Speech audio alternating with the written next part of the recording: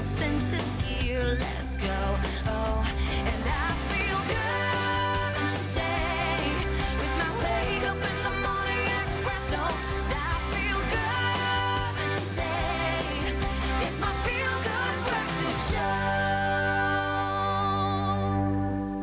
And a very welcome to you. This is your Feel Good Breakfast Show, Expresso on S3. Are you ready for your Tuesday? I think if you're not, this is the perfect time just to take a deep breath in and a deep breath out for your Tuesday. Welcome and thank you for choosing us to hang out with all the way through till 9 o'clock. And as we are gearing up to the Chinese New Year happening on the 1st of Feb, the year of the tiger, if you don't know what that means, then you could be in for a treat to find out what is in store for 2022. And then stay tuned as we also connect with one of the managing directors of Mandarin Center, Tony Huang, to find out a little bit more of what the year of the tiger means. Plus, the presenters, myself included, we all get to see on the show what our reading for the Chinese Zodiac is this year. So that's certainly something to look forward to. And of course, we are so excited that you are joining us this morning. But it's also time for us to say hello to the Mr. Man, Raul de Mornay. What's up? It's Mr. Man here. Good morning, you beautiful souls. Welcome to it. It's Tuesday, or I like to call it Tuesday. Why? Because we choose to spend it with you, you beautiful faces. Thank you for waking up bright and early and choosing to spend the day with us. And of course, as you heard from Zoe, it is the Chinese New Year of the Year of the Tiger, all right? So I'm the Year of the Dragon, I believe. It's a Chinese Zodiac sign and a symbol. It represents some of our mannerisms, some of our archetypes, and some of the symbolistic meaning that potentially can appear and actually materialize this year. So it's very exciting. It often does actually relate too. So we are so excited to find out more about this. We're going to dive into the culture, dive into the meaning and what it all entails. And for you, maybe you can find out what the year is for your birth and maybe what the year has in store for you. Of course, there's so much excitement coming up on the show. We've got so much happening at South Tuesdays as well. But before we tuck into all the magic, it's time to find out what's happening first up in the news. And here's Zoe. Thank you, Raul. I'll start off with national headlines. Medical experts have pledged their support for calls to end the state of disaster declared in March 2020 by President Cyril Ramaphosa to curb the spread of COVID-19. This month, it was extended again to February 15th. Prof. Shabir Mahdi of Wits University says the measures are inappropriate for where South Africa is currently in the fight against the pandemic. He says at least 3/4 of the population have already developed immunity, which protects against serious illness and death. Mahdi says it will probably also provide protection during the next wave. And staying with local news, the city of Tshwane has raised the alarm regarding the high rate of teenage pregnancies after its public health facilities recorded some 10,000 deliveries to teenage mothers in 2 years. The member of the Mayoral Committee for Health, Rena Marks, said of these, 674 girls were between the ages of 10 and 14, and 9,248 were between the ages of 15 and 19. The city urges teenagers and their parents to visit the municipal clinics for relevant information on teenage pregnancy.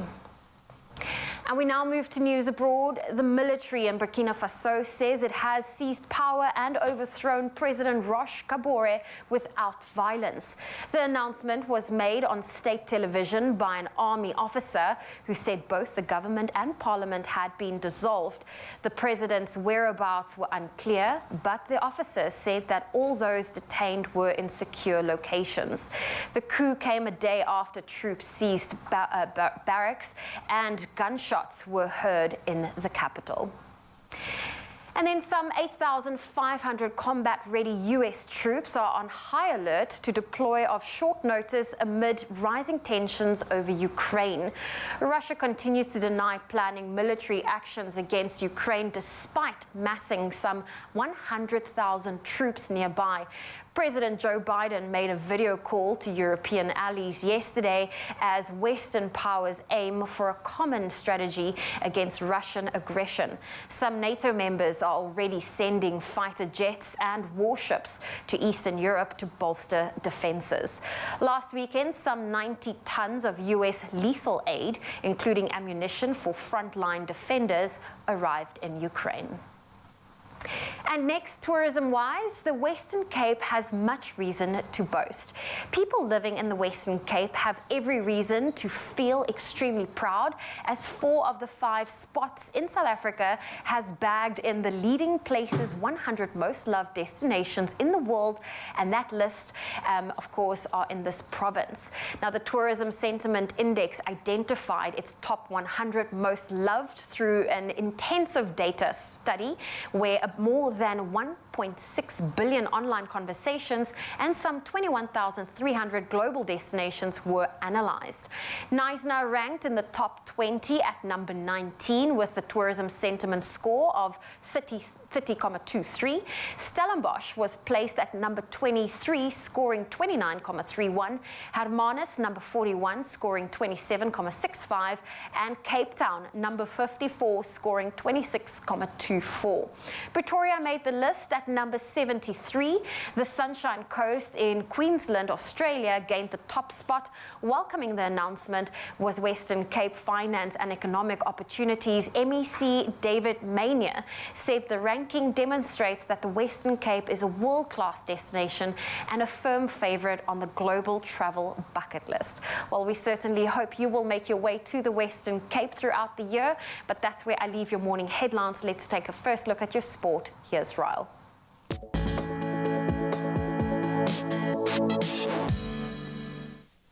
Thank you so much, Zoe. And yes, of course, can you not believe it? Yes, South Africa definitely deserves to be on that top list. For now, it's time to take a look at the sporting results and news, starting with the soccer in the African Cup, where Gambia kept their dream run going after they beat Guinea 1-0 to progress to the African Cup of Nations quarter-finals. Now, Musa Barrow was the hero again for his side, as his 71st minute strike proved to be the difference between the teams. Now, both sides finished the round of 16 encounter with 10 men, following second-half dismissals on either side. And tournament host Cameroon overcame a spirited Comoros 2-1, with the latter playing most of the match, a man down after an early red card. Now, Vincent Abubakar was on the score sheet again, while Carl Tuku Akambi also found the back of the net. Now, 2 more games today, with Senegal facing Cape Verde, as well as Morocco up against Malawi. And sticking to soccer news, but moving all the way to Europe, where Claudio Ranieri became the latest Watford manager to lose his job after being released by the club after less than 4 months in charge. Now, the Italian was appointed on the 4th of October, but managed only 7 points from 13 Premier League games. Last Friday's 3-0 home defeat to Norwich saw Watford drop into the bottom 3 with 18 matches left, and this is what prompted Ranieri's departure. A club statement said a change was needed to give a new appointment time to lift Watford out of trouble. Now, the Hornets are not the only team looking for a new coach after Everton parted ways with Rafa Benitez last week as well. Now, from soccer, we move over to cricket news and exciting stuff for South Africans. Lazar Lee of South Africa and Baba Azam of Pakistan were named as the ICC ODI Cricketers of the Year for 2021 across the women's as well as the men's international crickets, respectively.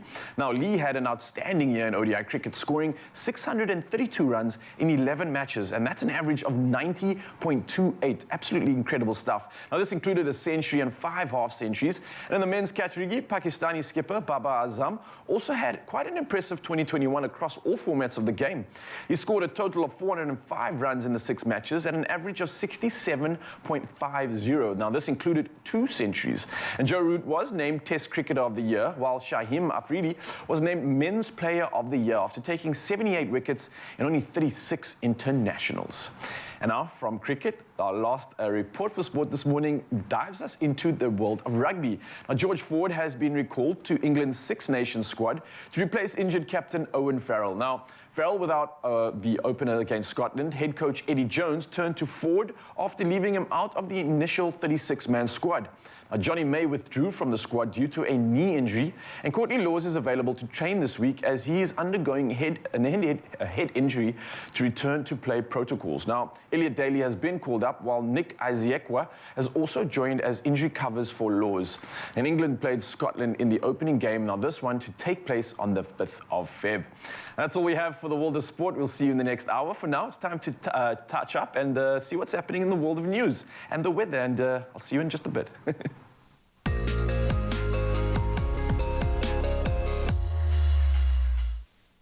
Hey, I'm back and here to deliver some exceptional weather for you across the country and maybe around the world too. And starting with the South African Weather Service, which has warned against extremely high fire danger conditions in the Western Cape today. Now, this after the Western Cape firefighters were hard at work as fires raged in the province over the weekend. Now, Cape Town was declared one of the hottest places to be on the globe during this past weekend. However, the extreme heat wave had consequences as fires engulfed many parts of the Western Cape. Now, more than 20 aerial resources were dispatched to assist in fighting 12 fires from Friday all the way through to Sunday. Now, a total of 88 firefighters assisted in suppression efforts of these fires. And the latest one, caused by lightning, started last night in the Taos River Mountains. Now, fire teams were with air support and are also still battling a blaze that broke out in the Robertson Valley on Saturday night due to a lightning strike. Now, we urge the public to keep the distance from any of these fires that may break out. And if you see any fires starting up, to report this to your nearest fire department. And on that note, I'd also like to thank all those brave firefighters risking their lives, volunteering their time to obviously keep us safe. We absolutely appreciate you and commend the service that you're offering us. And now to moving on from our sunrise views, we are sent in with fantastic views, and that's being you, our viewers. And starting off with Gavin Pollock from Glenwood, who starts us off this morning with an absolutely beautiful tropical morning shot of the palm trees in his area lit up from behind the sun. It looks like he's in another country, to be very honest with you. And now Joan Cameron also comes through from Britannia Bay and shares this partly cloudy morning shot showing off the glow cast from behind the clouds as the sun comes up. Is that just not enough inspiration to get you kicking all through the day? And now it's time to take a look at the temperatures across the country. Thank you so much for sending those pictures in. But let's take a look at South Africa. Starting off in Polokwane, the day starting at 18, moving up to 29 degrees. Mbombela starts the day at 21, moving up to 29. Pretoria sees some thunder showers, 18, moving up to 32 degrees. Johannesburg moving up from 17 all the way to 29 degrees. Mahikeng, 18 to 31 degrees. Klerksdorp moving from 17 to a 31 max. And Kimberley, the temperatures continue moving from 19 all the way to 33 degrees. Bloemfontein sees a minimum of 16 but also hits the 31 degree maximum. And Richards Bay, very similar, scorching temperatures coming through, a low of 22, moving all the way up to 34 degrees Celsius. Pietermaritzburg, you start the day at 16, moving up to 30 degrees. Durban, 23 is your low, moving up to a high of 29 degrees. Mthatha, however, can see some thunder showers coming through, not too cold, however, 18 moving up to 30 degrees. East London starting the day at 20 to 27 as a max, with some rain coming through on your side of the world too. Cradock starts the day at 16, moving up to 34. Berga, rain comes through from 19 all the way to 24 degrees. George starts the day at 17, moving up to 21 with some rain. Cape Town, the rain is at bay though, 19 being your low, moving up to 23 degrees. Worcester starting the day at 15, moving up to 32. Sunderland, 14 being your low, moving up to a high of 30 degrees. And taking the cake for the hottest temperature of the day is Uppington, starting on a low of 22 and a high of 36 degrees. Well, that's a wrap on the temperatures this morning. Again, thank you so much for sending those incredible pictures in. And now it's time to make an incredible woman look incredible, and she needs your incredible help. Let's check it out. I'm very impressed. Thank you for that, Ryle. Well, it is Tuesday, and this is where you get to help me complete my outfit for today. And we have two really cool boyfriend jeans that's for you to help me pick. Now, the boyfriend jean trend that began very shortly after Marilyn Monroe was spotted wearing a pair on set of Misfits in the 1960s. Now, Marilyn was known for wearing loose-fitted jeans, which was a complete contrast to her extremely feminine looks. Now, today, I'm challenging my inner Marilyn Monroe by finishing off my look with a pair of boyfriend jeans for today. So you need to help me choose. Are we going to go for option 1, which is over here?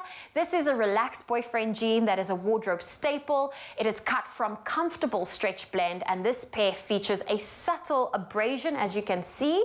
And then, of course, option 2 is this distressed boyfriend jean that features ripped and repair abrasions on both legs, so a little bit more edgy. Which one do you think I should go for? Please cast your vote. Do you think option 1 or option 2? Vote for your favorite pair of boyfriend jeans by heading over to our Expresso social media pages and commenting on the poll post that you see there. And don't forget to also include that hashtag Style by Woolies.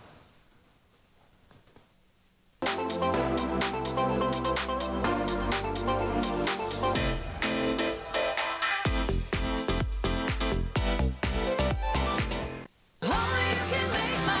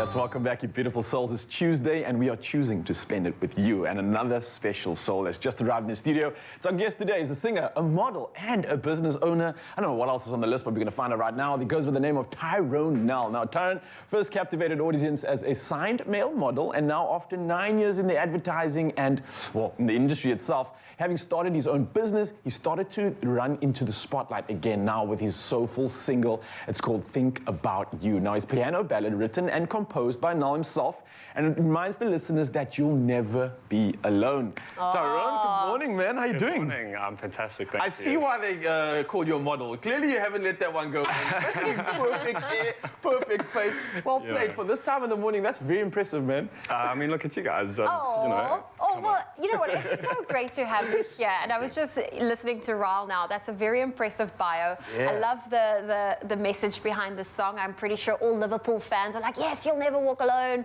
Yeah. They're loving that. But I feel you.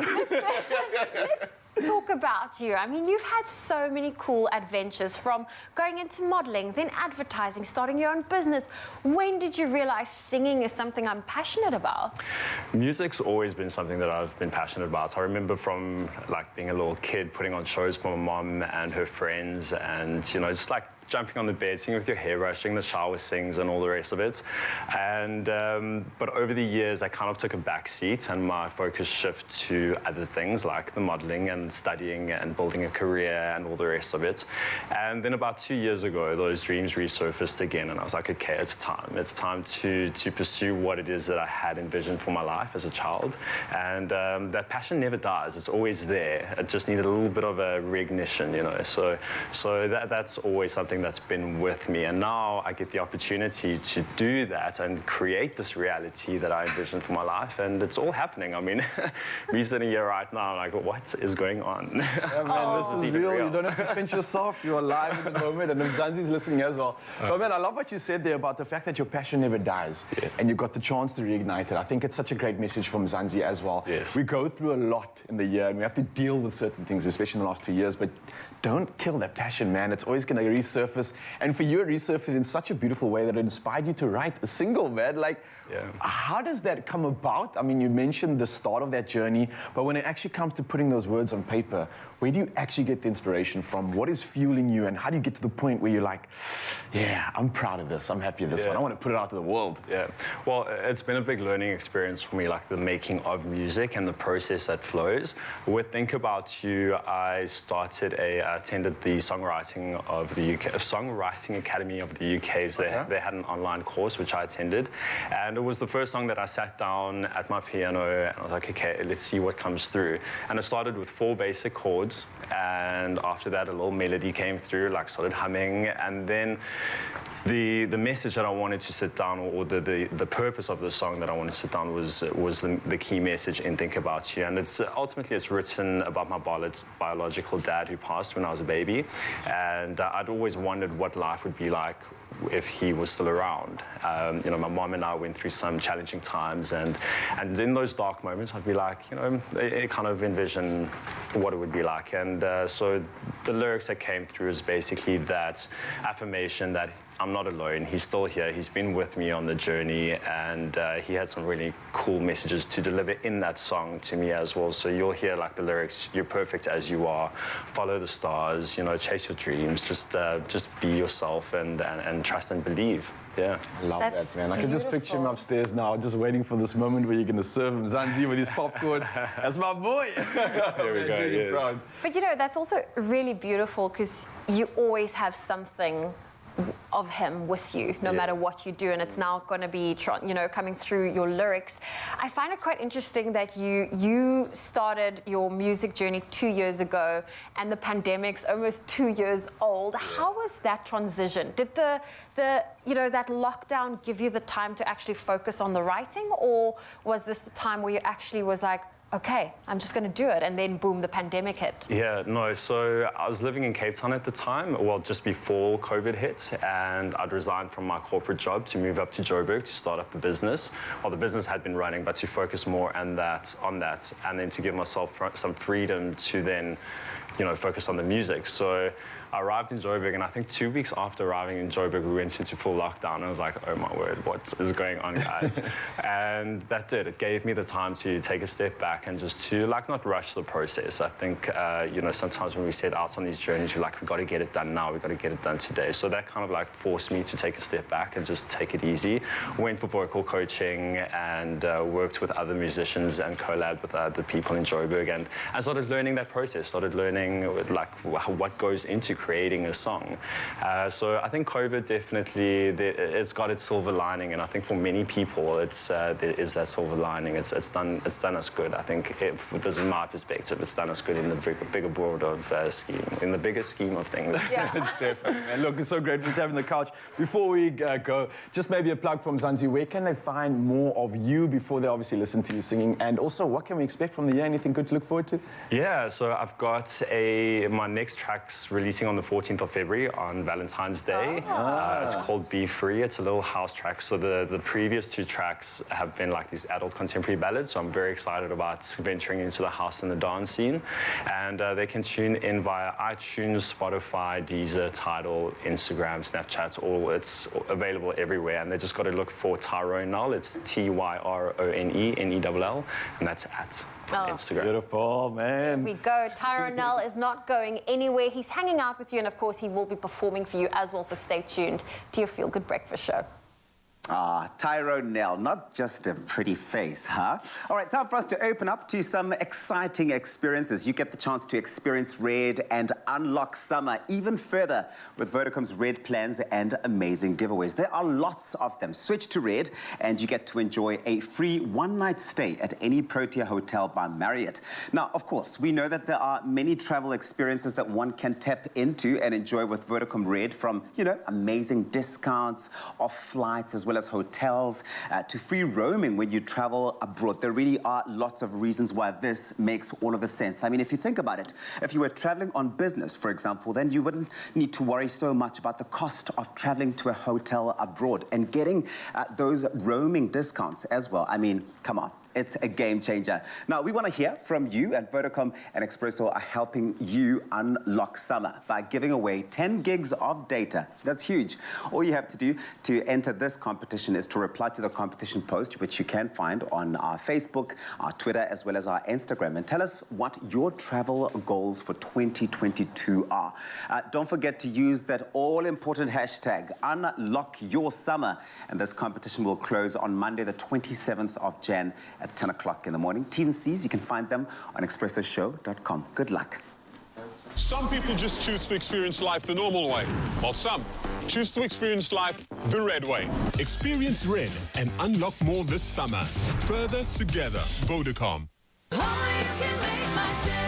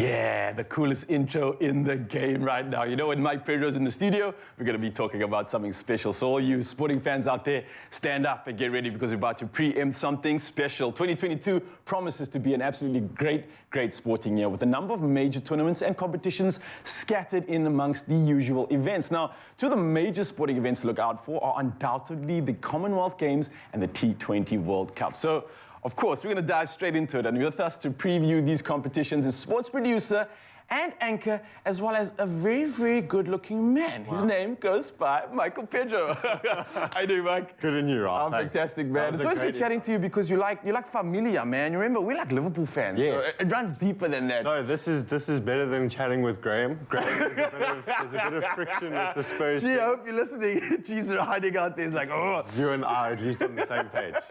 I got you, man. But look, let's talk about the magic that's happening. Obviously, we've got the Commonwealth Games, which is exceptional. We've got some incredible South African talent happening as well. For you, what's the main agenda to look forward to? Yeah, well, I think if you're looking at the Commonwealth Games, there's a lot of new sports that are being introduced. 3x3 basketball, which made its debut at the Olympics. It was quite interesting to watch, especially as someone who tries to keep up with all the new sports that are at these major competitions. First time I've ever seen it. It was the first time for me as well, man. I must say the entertainment value is there because you're definitely having more of like a Seven-style, fast-paced action game. It's not as tactical, so you're seeing some more skills come out.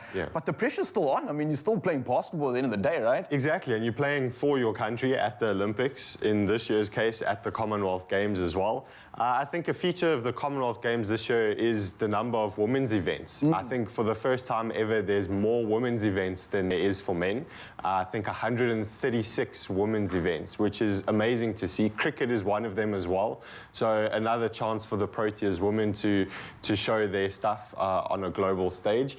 And yeah, I think it's going to be an exciting year in terms of the Commonwealth Games with some of those new sports coming in, and then the way that they cycle sports, some sports coming back that weren't there at the last edition. So giving everybody a chance to represent their country and perform on a big stage. Look, for me, I know that obviously the Olympics, there's still some of us that are still feeding from the high of it, and especially when you mention women. And in South Africa, we've got a stellar cast of women that are performing, number one being Tatiana Schoenmaker, of course. Back in the pool, I'm excited to see what she has to produce. We've got Akani Sabini on the track, as well as the rest of the trackies coming through.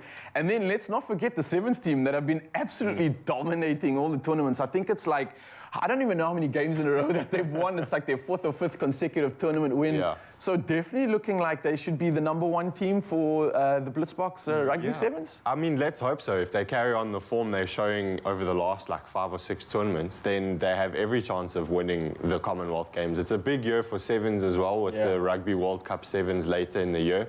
So they'll be hoping to get to as many finals as they can and do as well as they can. But off the rugby field, Tatiana Schoenmaker obviously did what she did at the Olympics, and now all eyes will be on her every time she gets in the pool. But she's got that big match temperament. She did it on the biggest stage. I'm sure she'll do it again at the Commonwealth Games. Akani Simbine as well, defending Commonwealth champion. Just missed out on a medal at the Olympics. Yeah, man, the Olympics, I think he was definitely a podium finisher. He had everything. I just think on the day it just didn't go the way he wanted it. And I definitely think he's going to be wanting to make a comeback, right? Yeah, he's definitely going to want to stamp his authority on the Commonwealth Games and prove to everybody that he is that top-level elite sprinter that can medal at these big competitions. He is, man. Akani, if you're listening, you are that top sprinter, man. You got this, brother. Look, obviously the Commonwealth Games, there's so much to speak about there. We could rattle on for hours, but we still have the T20 to chat about because the World Cup's coming up soon, and that is a big one. South Africa, obviously, Proteas, women and males, being a dominant cricket force right now, especially against India. The ODIs are going incredibly well, so this is boding well for our potential in the tournament. What are your thoughts on it? Yeah, I think it's a little bit weird having back-to-back T20 World Cups because obviously it happened last year, having been postponed in 2020. So I think that turnaround time is maybe a little bit difficult for teams to wrap their head around because usually you have more time to prepare for a World Cup. But as you say, the India series, we actually pulled against India in the World Cup, I think with Pakistan and Bangladesh or Afghanistan as well. So a lot of subcontinent vibes, but it is in Australia, so the conditions should favour South Africa in that pool. And hopefully they can carry on with their good form. There's a series coming up against New Zealand as well before we go to the World Cup later this year. So hopefully all preparations continue to go as well as they are. But Australia is going to be a team to watch out for. Defending champions, they won it for the very first time last year. They're playing on home soil as well. We know that Australia always bring it when it comes to World Cups. So I think that's going to be interesting to see how they perform in their backyard. I'm just looking at the draw for Group 1, where I see Australia, England, New Zealand, as well as Afghanistan. So you've got some 3 big teams out there. It's going to be hopefully an aspect of maybe seeing David and Goliath battles as well. You know, it's the World Cup, anything can happen. Well, Mike Pedro, man, it's always a pleasure chatting to you on the couch. You know, we run deeper than that. The blood is red within.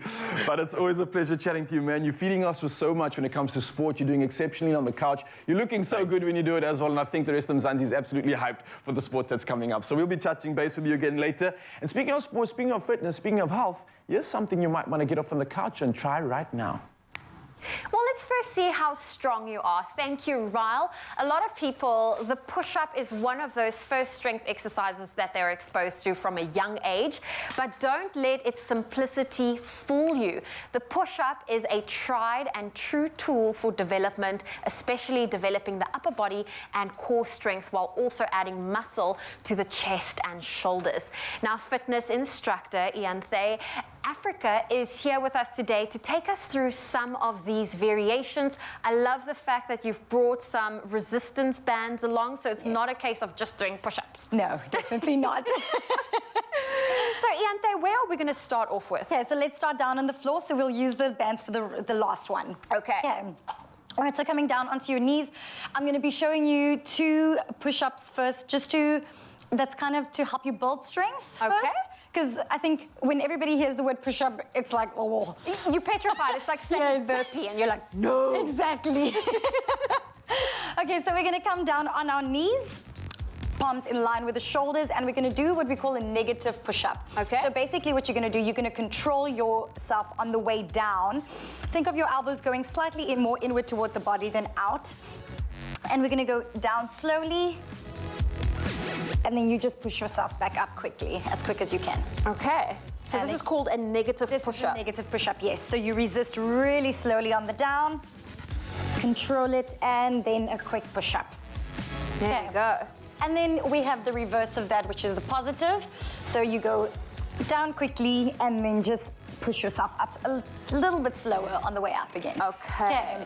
So this is just kind of because what you ultimately want with the push-up is to have the control down and up. So if you're beginning, this is like the perfect place to start. Okay. Okay. And of course, the beginner is also the modified. I hate when people call it ladies push-ups. Yeah, me The too. modified push-up, where the Modified. knees are on the floor. Yes, yes, definitely. Okay, and then our last one. So this is a nice one just to keep the elbows in line. Okay. You want to place the band above the elbows, so the top. Yes, there we go. So over the triceps. There we go.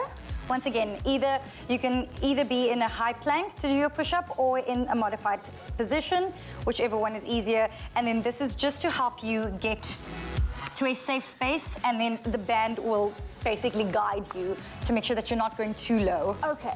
And then just bring you back up again. Bring you back up. Yeah. I love this because this is one of the things I've always been worried about is, you know, when you focus on a push-up, so if I just had to do a normal push-up, I'm always so worried about my elbows. So what is because I feel like they flare out. Is that correct? Is that the correct technique? So you want them to naturally kind of go out, but you don't want to let them like rotate externally. Okay. So you want to keep them more in, and then as you go down, they'll just naturally go into like a diagonal position, yeah. So it is the start of a new year. We have about 2 minutes to go. I wanted to know from you, for someone that is new to push-ups and they find it quite intimidating, I'm someone that's quite weak in my arms, what is the best way to build strength to be able to get to a full push-up? So I'd say build it up from doing wall push-ups to like incline push-ups. they're probably the best because then you have that safety of like when you're standing against a wall, you can push yourself, you have your feet to support you. So it's easier to just get that push away from the wall and then maybe move down to like a couch. That's going to build it up, and then eventually Come down to the floor. just bring yourself down gradually. Okay. Yeah. And then for someone that is obviously now on the floor, they are ready, what should they be, what is the wrong thing to do in terms of your posture, especially with what to look out for? So you definitely want to think of your rib and hip connection to engage into your core. dummy? Yes. So that's going to support your lower back because you don't want that arch or the dip in the lower back because then, causing more damage than anything. But you want to think, if you connect ribs and hips together, you're connecting into your core, and then just squeeze into your glutes as well, glutes and quads. Push-ups are like a full body workout. So. And push-ups is one of the things we need to do it. So let's talk me through more of the little different techniques. So we've spoken about the negative push-up? Yes, the negative. And you want to make sure with the push-up that your palms aren't too far in front of you, more in line with the shoulders than out. You can get your narrow push-ups, wider push-ups are much easier to do. So even for a beginner, I'd say if you go down to the floor, you do a wide push-up. Okay, if these feel a little bit too intimidating. And then just make sure with every push-up that as you go down, you're squeezing your belly button to your spine and then come up. Also connecting to your breath. So you want to make sure with the effort, you're exhaling. Okay. And you're not trying to inhale while you're pushing the earth down. Okay, well, Iante, I have to say it's been amazing. Of course, the push-up is something that can be quite intimidating for a lot of people. You've showed us now how to do a negative and a positive push-up, and of course, I love the idea of adding a resistance band to keep the elbows in check. Definitely a nice little trick for just making sure that, for me, posture is always important. I find that I'd rather be a little bit slower, but I've never compromised on my posture because that always leads to injuries and niggles. For sure. Definitely. Definitely. Where can people get a hold of you on social media? So I'm Iante Africa Fit on social media, and then I also have my online bar platform, Be Fit Africa. Well, there we go. Thank you so much. I feel like after this very easy workout, I feel like you've been very gentle on me.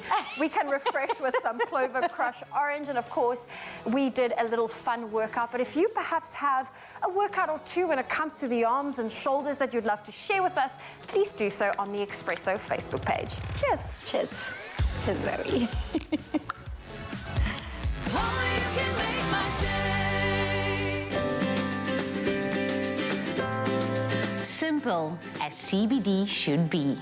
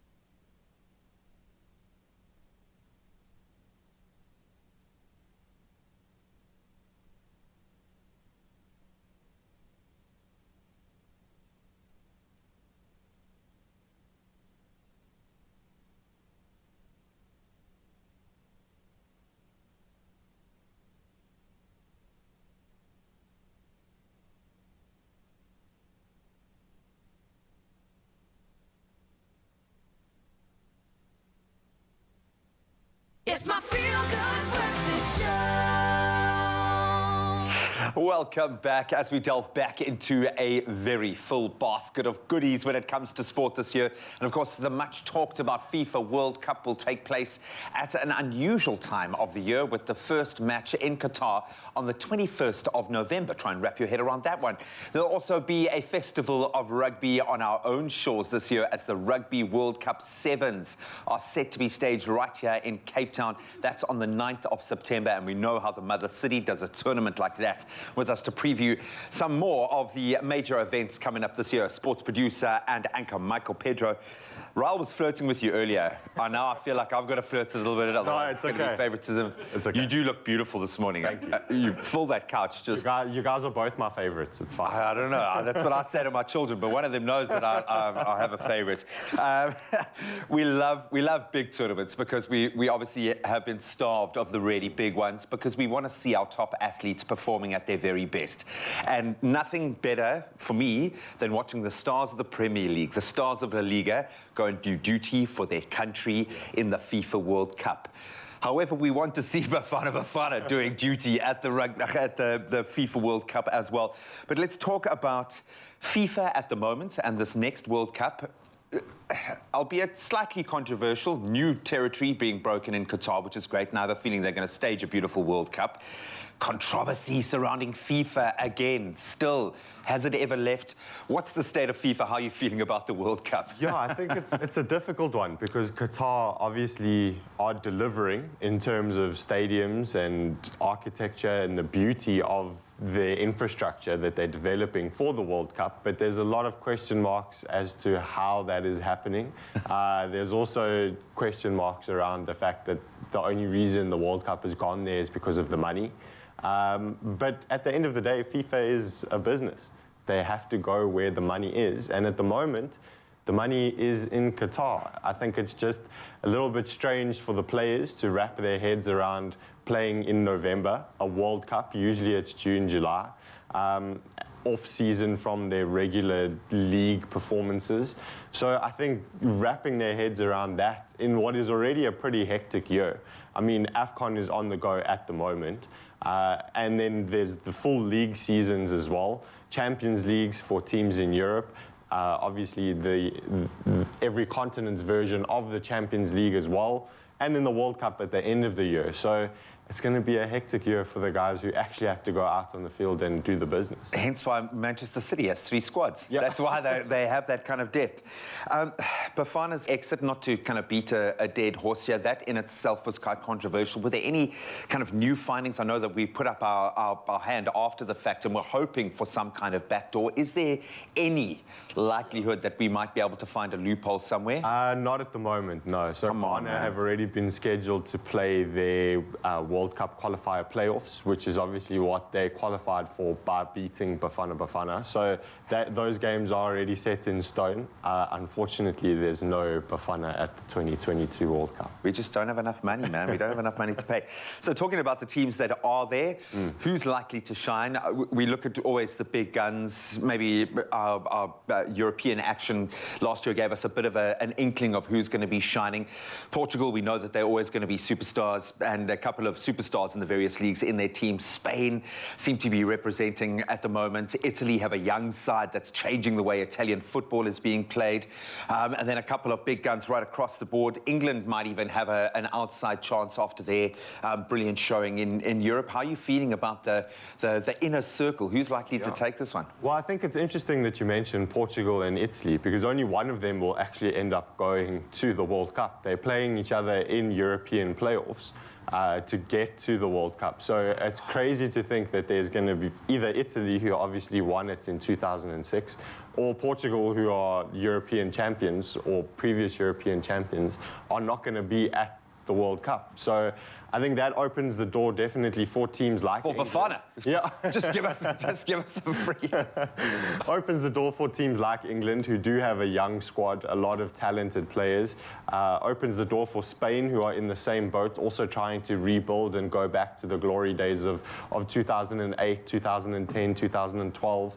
And then obviously the South Americans, Argentina, Brazil, can never count them out when it comes to World Cups either. And you've got to feel that this is, if Messi is going to truly cement himself as a GOAT, he needs to perform at a World Cup, and he needs to have that World Cup win with Argentina if he really wants to join that group. So maybe this is that time. Crazy stuff. Let's move over to a different tournament, because Cape Town hosts it differently. We do sevens brilliantly here, a sevens World Cup. We want to see that now, because the Blitzboks are just playing on a different level. I know that there were a couple of big guns missing from the last tournament in Spain, but it doesn't look like anyone is really close to where South Africa is at the moment. Yeah, exactly. And I mean, you say missing some big names. Those big names, the likes of New Zealand in particular, who will be the defending World Cup champions when it rolls around, they haven't played. I mean, they haven't played the last 5 tournaments. So you wonder, even if they do go to the World Cup or come to the World Cup, seeing as it's being hosted here, how match fit they will be. And match practice is the best practice. And at the moment, of the top teams, it's only really South Africa that are getting that match practice and that are pulling out the results that they are. So I think at the moment, I mean, it's only January and the World Cup is in September, so anything can happen between now and then. But based on current form, South Africa should be doing extremely well at that tournament. Maybe an opportunity for some of the smaller sides, the minnows, maybe the USA, who I don't think we can call a minnow by any stretch of the imagination, maybe an opportunity for them to climb the rankings. But I'm getting a sense with Neil Powell's system that we keep talking about at the moment, you could probably take every current top-tier player out, put in a new squad, and we'd still be okay. Yeah. The systems seem to be in place.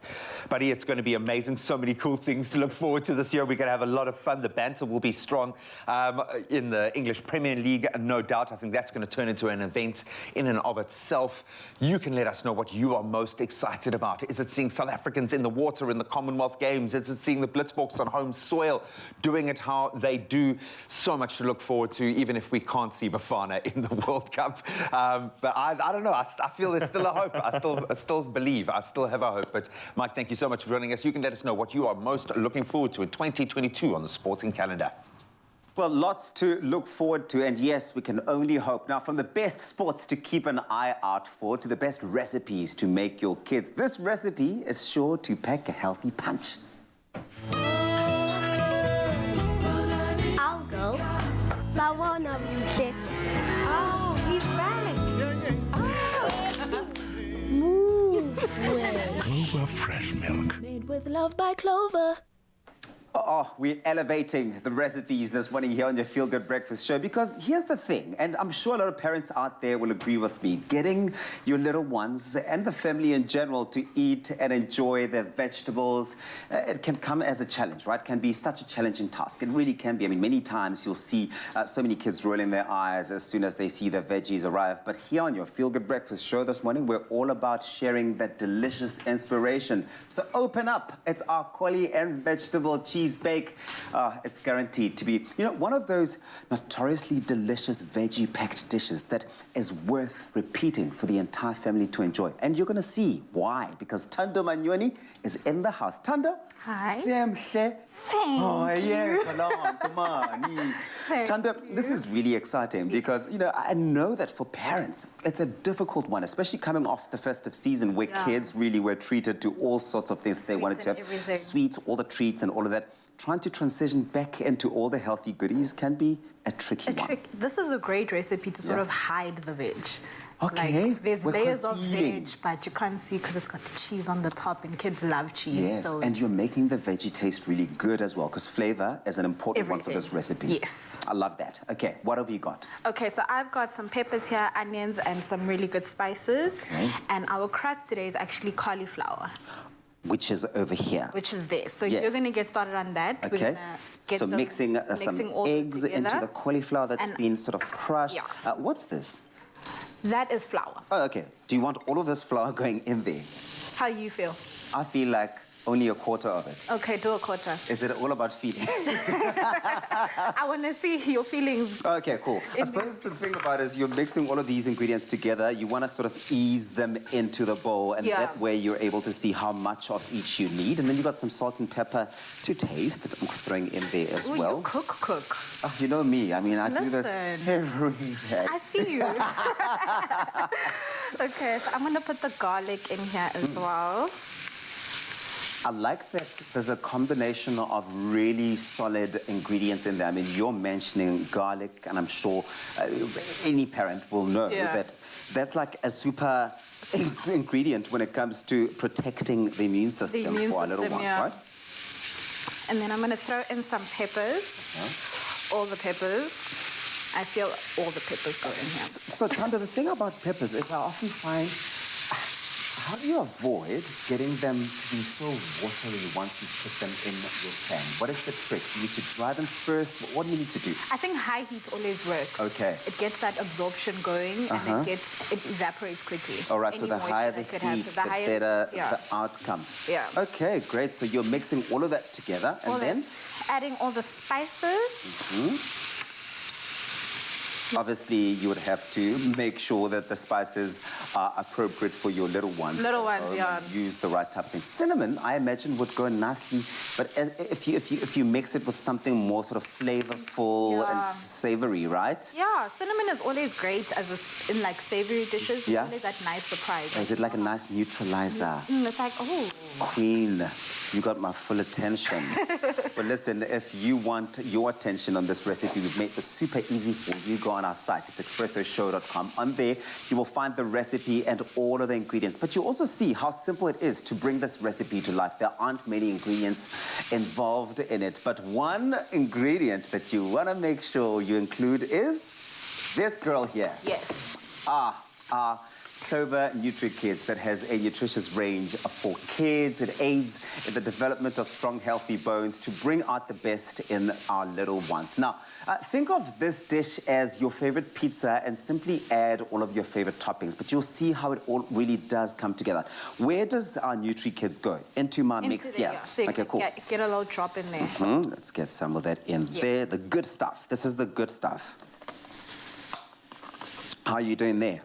I am almost ready. So once you're So done, you're just waiting for me? I'm waiting for you. Oh, okay. Well, say less. I am done. Here you go. Is this fine, or would you like some more powder? Okay. Yeah, just a little bit. Powder, flour. Powder, sir.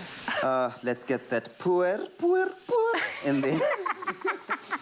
Pour in the bowl.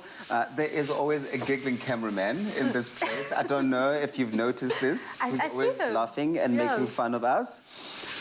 Prosper Bond. Listen, another great tip for this recipe is that if you want to make this recipe completely gluten-free, you can use like chickpea flour instead of normal flour, and that will still have the same outcome. You see, I do like a recipe like that is so versatile that if you had substitutes, you should always introduce them and really make it magic still. Okay, cool. Let's go and make sure that all of this is mixed nicely together, working all of that in. So how would you... No, you take over. Oh, stress. You take over. So you're going there, you're doing a nice layer for us. Yeah. So we're going to spoon this in here. Can you please get that Looks for me? so good. I just love the texture of this already. Can you imagine after the bake is done? Tando Magnoni. With what the cheese are you talking about? We don't come to play. Oh, I didn't come to play. But look, that's what it looks like when it's all done, because you're going to do this layer. Yes. What goes after this layer? So the veg is going to go in here now. Our veggie goes in, then you will see when your veggie is nice and ready that needs a little bit more mixing. That'll go on there. And then what happens after that? The cheese on top. The cheese goes on. That's what it looks like when it's done, the final product there. But if you missed any of the steps involved in Tando Magnoni's stunning recipe that's going to be a crowd pleaser, take a look at this.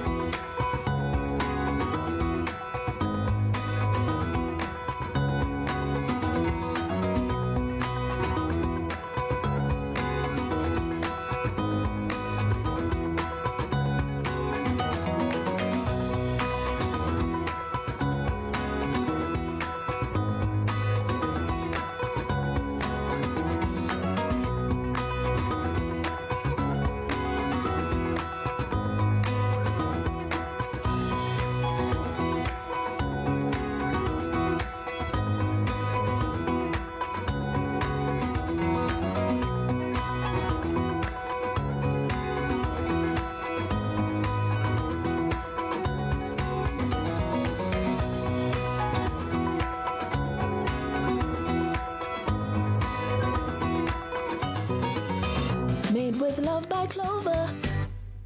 Only you can make my day.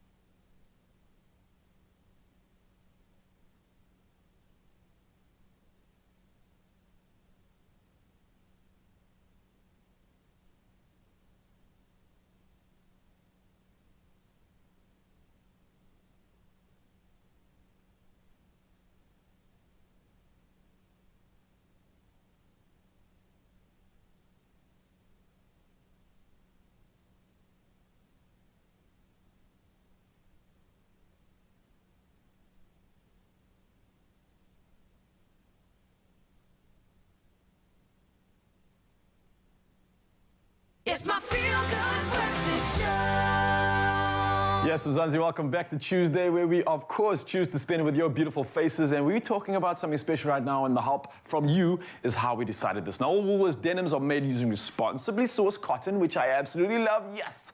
And they also achieve the unique washes and finishes using eco-friendly dyes. Nature Boy is smiling. Now, these technologies are incredible. It uses less water, less chemicals, as well as less energy, too. Now, of course, we posed the question to you to find out how we can assist Zoe in getting her the perfect boyfriend jean that she'll be wearing for the rest of the day. And I got some comments through. We got a little bit of a result. It was really, really close, though. It was really, really close. Let's check out what the comments are on social media. We got Beryl and Klassen saying, "Good morning, family. Go for option 2, Zoe, please. Well, if you wear a black bag, you will look awesome, my dear." I like that. Then Marcel Marek also says, "I'm a top fan," and he says, "You and everyone else, Feel Good Breakfast Show, Expresso Show, SABC3, and the Africa Channel. My Style by Willie's pick for my great friend Zoe Brown is number 2. Thank you and much love." Marcel, thank you for being a top fan, man. We absolutely appreciate you. Teresa Micah says, "Good morning, fam. Number 1. You never go wrong with darker jeans, and it matches any color." I agree with you. It definitely does. Shireen Abrams, one of our top fans as well, and friend. "Good morning, Zoe and the team. Happy Tuesday." Happy Tuesday to you. I like number 2. The light blue jeans would look great with your t-shirt. Have a super day, team. Lots of love. Lots of love to you, too. All right, so comments have come through. We've tallied it all up. It was so, so close. But, ladies and gentlemen, let me reveal to you the winner. Option number 2. It was number 2 that won. Thank you. It looks good, Zoe. I love it. These are quite cool. They're very feel? comfy. You know? I feel like I'm one of those people when I wear boyfriend jeans, I need to dress it up with some heels. But then you also get people that can really pull it off with some really cool sneakers. Yeah, I like what you've done, though, because the light accents of the color, it's kind of got this aqua feel. So you're reminding me of the ocean. So that's really a massive tick on it. And I loved how you styled it up. So it's got this good balance of smart chic, but there's still some comfortability here. And you look good, if I do say so myself. Well done, Mzansi. I think you chose the right one. What do you think, Zoe? I think so too. Well, you can't go wrong. It's basically, do you want to go for light or dark? And today it's all about the light. Winner, winner, chicken dinner. Now you can find your fit at Woolworths. You can shop it in store, online, and of course on the app. You want to look this good? It's that easy.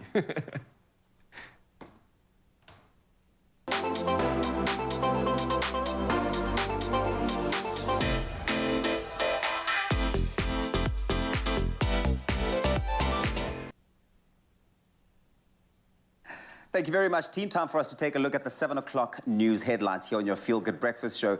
The class of 2021 who wrote exams at correctional service centres has obtained an 89.83% matric pass rate. Justice Minister Ronald Lamola released the 2021 matric results in Mpumalanga yesterday and said that of the 191 inmates, 147 had passed. The inmate's top achiever is Faba Kanyile, who is serving a sentence competence at Brandflay Youth Centre in the Western Cape. He obtained 7 distinctions, and Kanyile intends to later study electrical engineering. Staying in South Africa, medical experts have pledged their support for calls to end the national state of disaster declared in March 2020 by President Cyril Ramaphosa to curb the spread of COVID-19. Now, this month, it was again extended to February the 15th. Professor Shabir Mahdi of the Wits University says that the measures are inappropriate for where South Africa is currently in the fight against the pandemic. And he says that at least 3/4 of the population have already developed immunity, which protects against serious illness and death. Mahdi says it will probably also provide protection during the next wave. In international news, Pakistan's first female Supreme Court judge has been sworn in the capital of Islamabad. Ayesha Malik, who's 55 years old, now sits on the bench with 16 other male colleagues in the Muslim-majority country's top court. And lawyers and activists, they said that it was a rare victory after decades of struggle to obtain representation for women in Pakistan's male-dominated society. Pakistan's judiciary has been historically conservative and male-dominated. It's the only South Asian country to have never had a female Supreme Court judge, this according to Human Rights Watch. Meanwhile, the military in Burkina Faso says it has seized power and overthrown President Roch Kabore without violence. The announcement was made on state television by an army officer who said both the government and parliament had been dissolved. The president's whereabouts were unclear, but the officer said that all those detained were in a secure location. Now, the coup came shortly after troops had seized barracks and gunshots were heard in the capital of Ouagadougou. And next, the underdog story that became an Olympics highlight. Jamaica is back in the Winter Olympics for the very first time in decades after qualifying for a spot in Beijing. Now, the event, well, bobsledding, of course. Now, this year will mark the first time a 4-man Jamaican team has earned a berth in the Winter Olympics since the year 1998. Those games that did take place out in Japan. Now, their journey from small island nation to their first Winter Olympics in Calgary in 1988 was made famous in the 1993 cult classic movie Cool Runnings. Now, the movie tells the story of how the original 4-man Jamaican bobsled team trained against the odds with a slapped-together sleigh on a concrete track in preparation for the games. Now, the athletes had never even seen a real bobsled before, and they completed out there and did so well. Their underdog story became really the highlight of the Olympics, despite crashing at 130 kilometers per hour in the 4-man drive. Now, the crash disqualified them, but of course, they drew a huge roar of admiration from the crowd when they got out of the entire situation unarmed, walking to the finish line. As they say in Cool Runnings, feel the rhythm, feel the rhyme, get on up. It's a bobsled time. That's all we leave for now. Here's a look at what's happening in sports with Graham.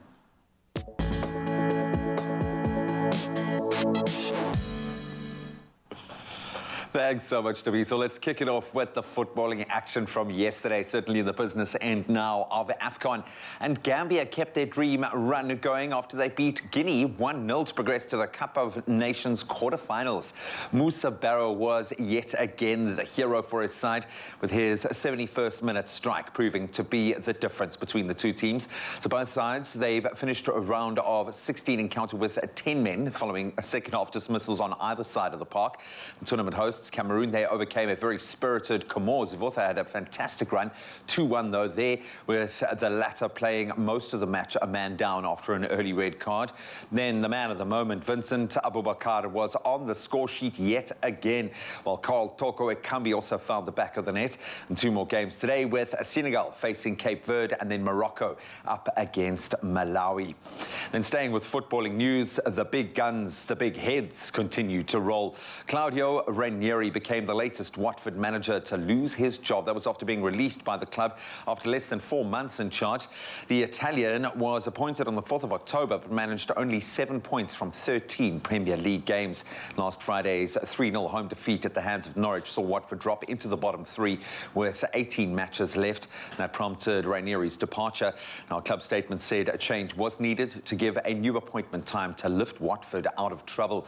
The Hornets are not the only team looking for a new coach, of course, after Everton parted ways with another legend, Rafa Benitez, last week as well. Then on to cricket. The accolades are rolling in. Lazelle Lee of South Africa and Babar Azam of Pakistan were named as the ICC ODI Cricketers of the Year for 2021 across the women's and men's international cricket range, respectively. So Lee had an outstanding year in ODI cricket, scoring 632 runs in 11 matches at an average of 90.28. That included a century and 5 half-centuries. In the men's category, Pakistan's skipper Babar Azam also had a very impressive 2021, crossing, and that was over all formats of the game, in fact, and he scored a total of 405 runs in 6 matches at an average of 67.5. That included 2 centuries. And then Joe Root was named Test Cricketer of the Year, while Shaheen Afridi was named Men's Player of the Year. That was after taking an impressive 78 wickets in just 36 internationals. And he's got a call-up again as we turn to rugby. George Ford has been recalled to England's Six Nations squad to replace the injured captain Owen Farrell. So with Farrell out of the opener against Scotland, head coach Eddie Jones has turned to Ford after leaving him out of the initial 36-man squad. Johnny May withdrew from the squad due to a knee injury. Then Courtney Laws is unavailable to train this week as he is undergoing head injury return to play protocols, which is a good sign. Elliot Daly has also been called up, while Nick Isikwe was also joined as injury cover for Laws at this stage. England plays Scotland in their opening game on the 5th of February. If you missed any of those details, we'll touch on them again in about an hour or so. Right now, though, time to bring you up to speed with Weather Watch, bit of a global perspective, and then some of the temperatures here in South Africa.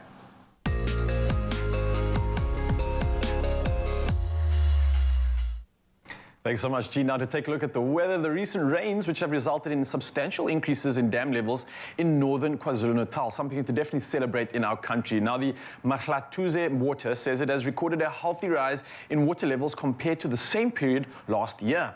Now, the expansion in water capacity is a welcome reprieve, especially for areas such as Zululand and Umkhayakude that have been reeling from this drought. Now, stats from the Department of Water and Sanitation show that the Goedertrouw Dam, which is the chief source of water for industries and municipalities in the Greater Richards Bay area, rose to 78.2%.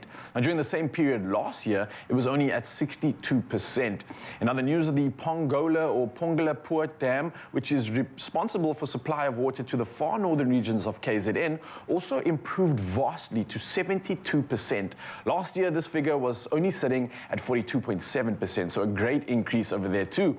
Other major dams in KZN presently filled are to capacity. Now, these being the Midmar Dam, the Spionkop, Meerns, Wachendrift, Spring Grove, Inanda, and Klipfontein dams.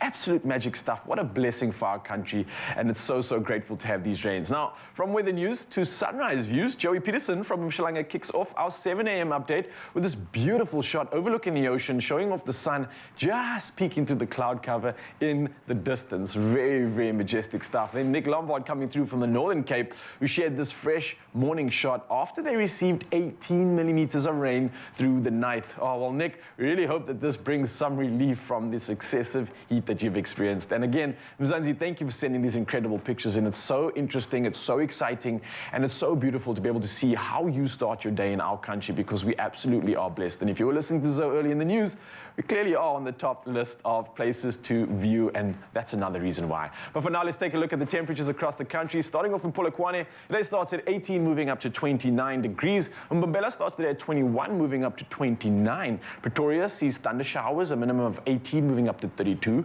Johannesburg starting the day at 17, moving up to 29 degrees. Mahikeng starts the day at 18, moving up to 31. Klerksdorp sees a start of 17, moving up to 31 degrees of your high. Kimberley, no rain coming through, a nice warm day, 19, moving up to 33 degrees. And much the same for Richards Bay, 16 is your minimum, moving up to 31 degrees. degrees Celsius.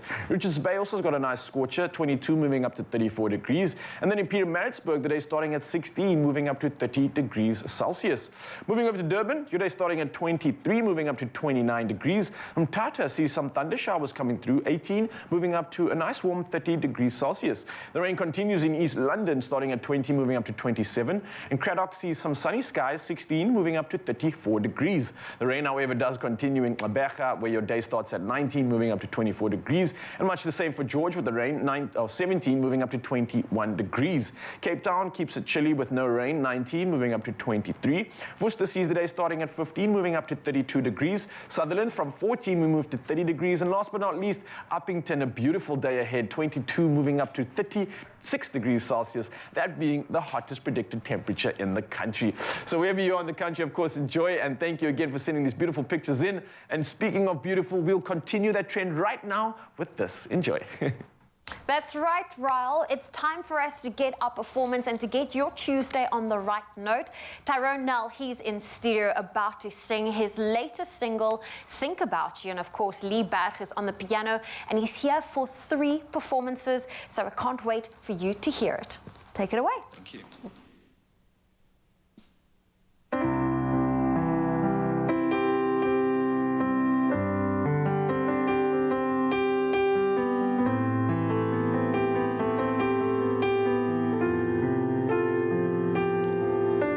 Seven years old, feeling lonely and cold. It's just mom and I, trying to make things right. They say I'm just like you, but they don't know me at all.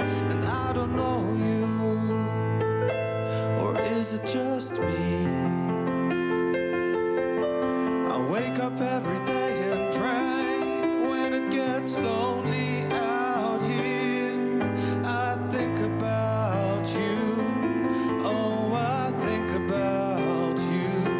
You say, follow the stars, you're perfect as you are my sun, and I am with you.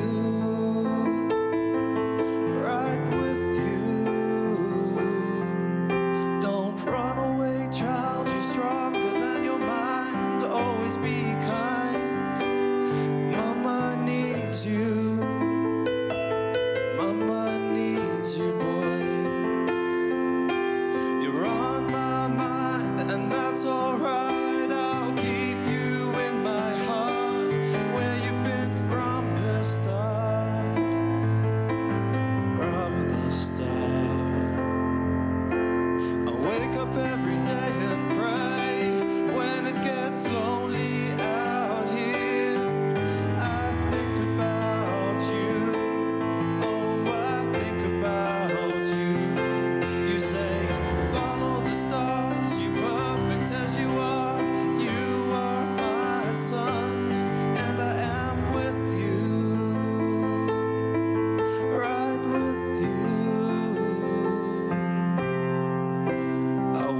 Every day and say, follow the stars.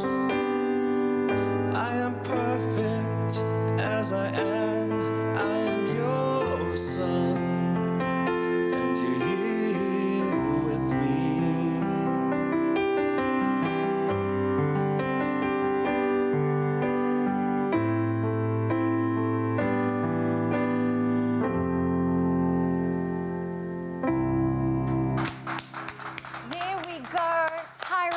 On your feel-good breakfast show. Don't go anywhere. He's got another performance coming your way soon. And please head on over to our social media pages and let us know what you thought of that lovely performance.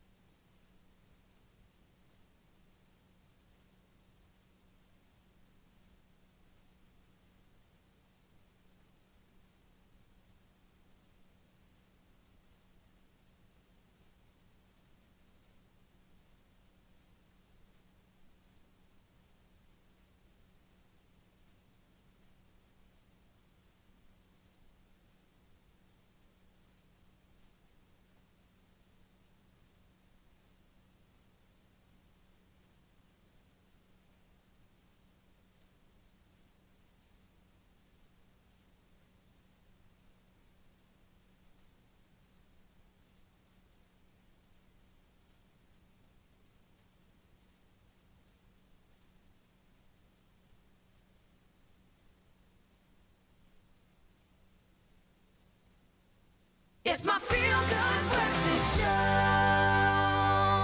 Welcome back. Let's talk turkey, my friend. The last 2 years, they ain't been no joke, okay? They've been tough, we know that.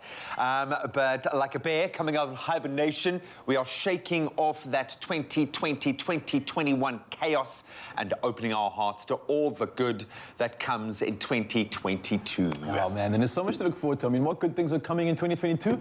Well, sit back and enjoy it, Mzansi, because award-winning blogger Brent Lindeke is here, the man we've all come to know as the Good Things Guy. And he's joining us to share his list of the 2022 good things to look forward to in this year, of course, man. Brent, how are you doing this morning? Good morning, guys. It's super early to be up, but I'm here and I'm excited to be bringing this list to you. You're looking good, man. You're looking fresh and ready for it, and Mzansi's waiting, dying to know what's up this year. I don't think we've ever seen you not excited, bro, to be quite honest. So whether it's 3:30 in the morning, I would still expect to see that smile, which is a good thing, man. So all the best for the brand new year. We've got nothing but high hopes on this show, and we certainly class you in that group because you are out there promoting positive energy. A lot happening on the calendar this year, thankfully. It's the year of the tiger, most notably, which I'm just going to adopt as my own. And we're going to be talking a little bit about the Chinese Zodiac and what we can expect from that front. But what are you looking forward to the most in the first half of 2022? You know, we can't forget that it's still summer in South Africa, and even though it might be raining in many parts of South Africa, we have got some of the best beaches in the world, 100 to be exact, blue flag beaches, and that's a reason to celebrate. If you're near a beach, you need to get to a beach and spend time on a beach, or make your way to a beach and support our tourism, which is going to be a huge thing that I think many South Africans are going to do in 2022.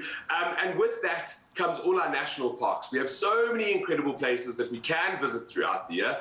I look forward to going to Kruger, which I have not seen in 2 years. It's one of my favorite places to visit in South Africa. And then in sport and across the world, we've got the Winter Olympics in Beijing, which are kicking off on the 4th of February, something to look forward to. Perhaps something that I'm going to get into trouble for saying, but we have more holidays, more public holidays in 2022. And in fact, if you take off 8 days in April, you can get a full 18. So I'm sorry to all the HR managers. and then something that... You just ruined productivity in that entire month now in the whole of South Africa. Hey, we'll be working from home, my friend. We'll be working from home. Exactly. And then the last thing there that I'm looking forward to in the first half of the year is another streaming service which is coming to South Africa, and that's Disney Plus, which we can all look forward to. Oh, the kids and some bigger kids. Well, some big kids as well. I mean, that's been the sign of the times. The amount of massive movie stars that have shifted over to that space because that's all that's really been available to them. So down with that, love it. Goosebumps, course, man. Look, Brent, you spoke about a numerous amount of beautiful things. Being a nature boy at heart, the beaches I love, the outdoor activities and nature, of course, always something on the top of the list when it comes to South Africa. But earlier you also chatted to our sports editor, and you also mentioned something about sports. Obviously, Winter Olympics was one of them, but we're also recapping that the Rugby Sevens World Cup is also going to be taking place at the Cape Town Stadium this September. This is huge. What else can we obviously look forward to in the second half of the year with regards to sport? I know you mentioned the Winter Olympics, of course, but there's so much on this list. What else you got for us? You know, I'm going to stay with the Rugby Sevens because this is massive, not only for Cape Town, but for South Africa as well. As you know, as the world knows, we've been closed down for the last 2 years when it's come to large sporting events. And as a sporting country, as a rugby country, this is something for us to look forward to in September. There's going to be over 84 games taking place over that record-breaking weekend, with 24 men's and 16 women's teams from 5 continents coming to South Africa to celebrate, and we can do it with them in the Cape Town Stadium. I think that's something really big to look forward to in September this year. Oh, it's massive. I mean, I've been to a couple of Sevens tournaments in Cape Town, and they do it so well down here, but it's that secondary spend. It's the knock-on effect. You think of all the restaurants and the B&Bs and these places that have been so badly hit. To get an injection like that is amazing. So we love the stimulation there on the economic front. Let's shift gears again. Locally, I know it doesn't feel like it, but 2022 looks like a good year for rain, in fact. The South African government has launched an initiative to plant 10 million trees. What good things are happening locally this year? What's got the hairs on your arm rising?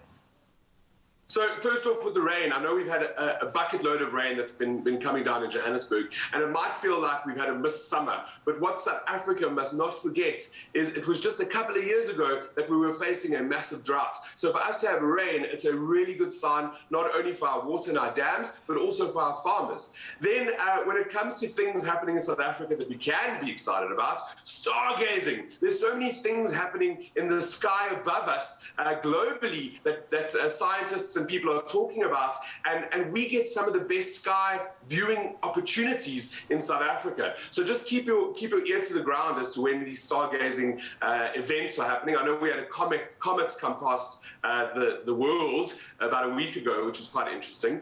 On the vaccine front, which is maybe a contentious subject, but it looks like malaria is set to have its butt kicked in 2022. And if anybody knows me, they know this is something that is close to my heart. I lost my father to malaria 11 years ago. And because of the vaccines that have been researched and produced over the last 2 years, malaria has had a bump up. And it looks like, if they get this correct, we could eradicate malaria in the entire world, which is a huge thing. Wow, that is huge. Just thinking of babies on this continent who fall victim to that. But I think the whole world has collectively stepped up its scientific and its medical kind of energy. And the fact that we are working as a united front now when it comes to viruses, it's not just commercially driven, but it's driven by the greater good, my friend. And you represent the greater good, Mr. Lindeke. So good to see you buzzing and looking happy. I hope that you're going to spend the next few weeks on a beach in the wild, partying, tasting good wine, and doing all the amazing things that this country lets us do. But, buddy, so good to connect with you and so great to see you as excited about 2022 as we are. I am, and you know, the way we see the world is how we make it. And I hope that everybody who's watching today takes that world that they want and creates it for themselves. That's how we make 2022 better. We do it for ourselves. Thanks for having me on the show this morning. Awesome, man. Oh, I love that guy. The energy is so pure. Brent Lindeke, the good things guy. It's the man sharing stories to uplift you day after day, every single day. Enjoy.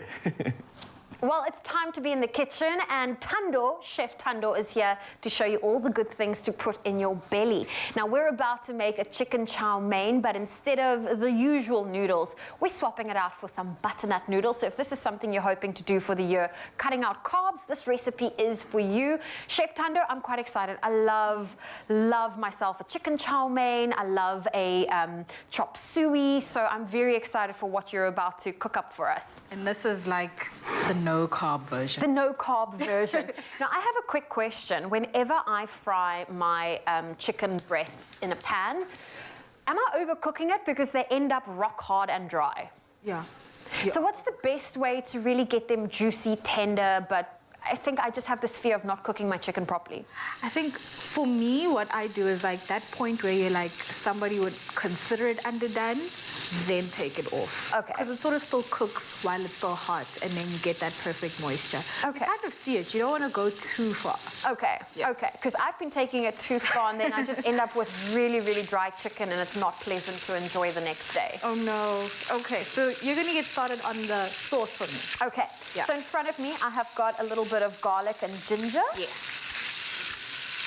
So we did discuss all the ingredients beforehand. This is a little bit of soy sauce. Yeah. A little bit of oyster sauce, as well as a bit of sesame oil. Why do we add a little bit of corn flour to this? It's just to get that nice and thickened, so when it cooks, it sort of coats the noodles properly. Okay. Yeah. So I'm just going to mix this all together and then mix in our corn flour and a little bit of salt. And then I'm going to add my slaw veg in now. This really is a quick and easy recipe to make after work, or if you don't have a lot of time but you want a hearty meal with lots of veggies. Lots of veggies, yes. This is a definite go-to for that. I'm going to save some for topping. Now, when you make a stir fry of any kind, I mean, we are making a chow mein right now. Yeah. How do you like to cook your veggies?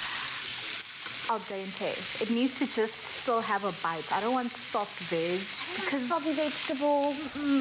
The flavor of the veg also sort of disappears and everything sort of tastes the same now when it's all soggy. So I love it. Everything must still have a bit of a crunch, a bit of a bite. Yes. Okay, we're gonna add that sauce in here. I'm gonna add a little bit of salt. There you go. Fantastic. You are amazing at mixing sauce. Well, thank you. I mean, all the ingredients were put out for me. It was quite easy. I love how easy it is to just follow these steps. The flavor profiles are incredible. And of course, you can also use any of your favorite vegetables in this nutritious packed recipe. I mean, we are using our butternut noodles because we are replacing our carbs. And if you can't find butternut or pumpkin noodles, simply make use of your own by slicing the squash into thin strips, or use a spiralizer where you can get the desired effect. There we go. I mean, this could also work with zucchini noodles. Yes, zucchini noodles. Cauliflower Perfect. noodles. Cauliflower doesn't have noodles. Do they not have noodles? No, they have rice though. Okay. But I see where you're going. Okay. I appreciate it, yeah. I tried with the vegetables. Okay, and then once that's done, you simply plate it up, top it up with some fresh spring onion, and then we are good to go. Okay. Do you like to toast your sesame seeds? You have hand? Okay. I feel like you have to. Don't put them on if they're not toasted. Okay. Okay. Well, listen, thank you for joining us for this recipe, Tando. It looks incredible. And if you want to get your hands on this delicious chicken chow mein with butternut noodles, we have that recipe available for you. You can find it on our website, expressoshow.com. This is definitely going to be a family favorite.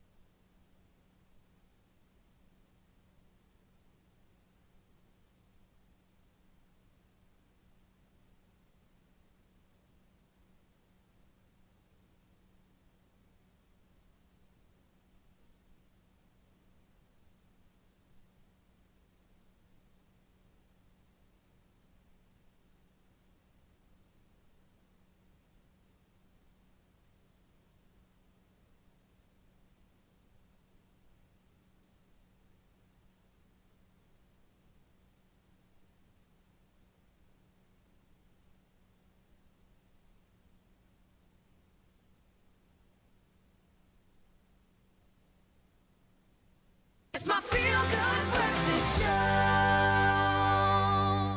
Welcome back to it. Yes, it is your feel-good breakfast show, Expresso. It's a beautiful Tuesday morning. Yes, it's a chance for renewal. It's the Chinese New Year, baby. It starts on the 1st of February. And according to the Chinese Zodiac, 2022 is the year of the tiger. Yes, I got the eye of the tiger on that. It's an animal cycle that only comes around every 60 years. Can you cope with that? It's a long time. And joining us in studio this morning to tell us what all of that means is Tony Huang, is the managing director of Huang Laoshi Mandarin Center in Cape Town. Good morning. Morning. How are you doing? Good, and you? It's very good to see you. Thank you for inviting me. No, it's a pleasure. I think everyone in the studio is so excited to hear and be educated on the Chinese Zodiac signs and the animals. And maybe we can dive straight into it and you can explain to us what exactly the symbols are and the animals that are represented as well, and maybe what it means. All right. So actually, to be simple, Chinese people use 12 animals to represent each year. So let me say, as well as we know, on the 1st of February will be the year of the tiger. Yeah. So actually, currently, we're still in year of the ox at the moment. Okay. So the New Year's not coming yet. So I think people can delay your celebration for like 1 week time, because next week at this time will be Chinese New Year. So we start from the first animal we use will be red. Okay. So I would like to, is any, okay. Are you going to show us? Okay, yeah, you can show us over the years, just like that. So let me say the first animal we use will be the red. So if you want to know about which year will be the, which year you were born, you can check. Let me say 2022 is the year of the red. Okay. So every 12 years is a circle.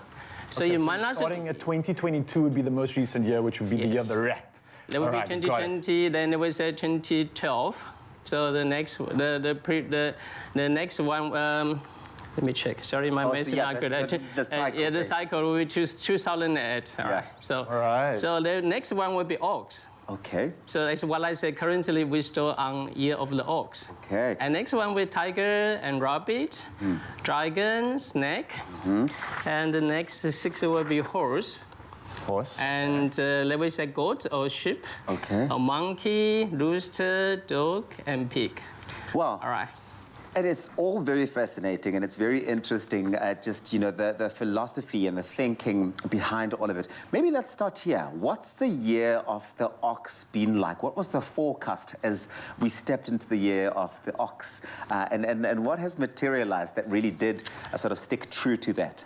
Let me say, if you really want to jump into that topic, we needed to talk about the 5 elements system.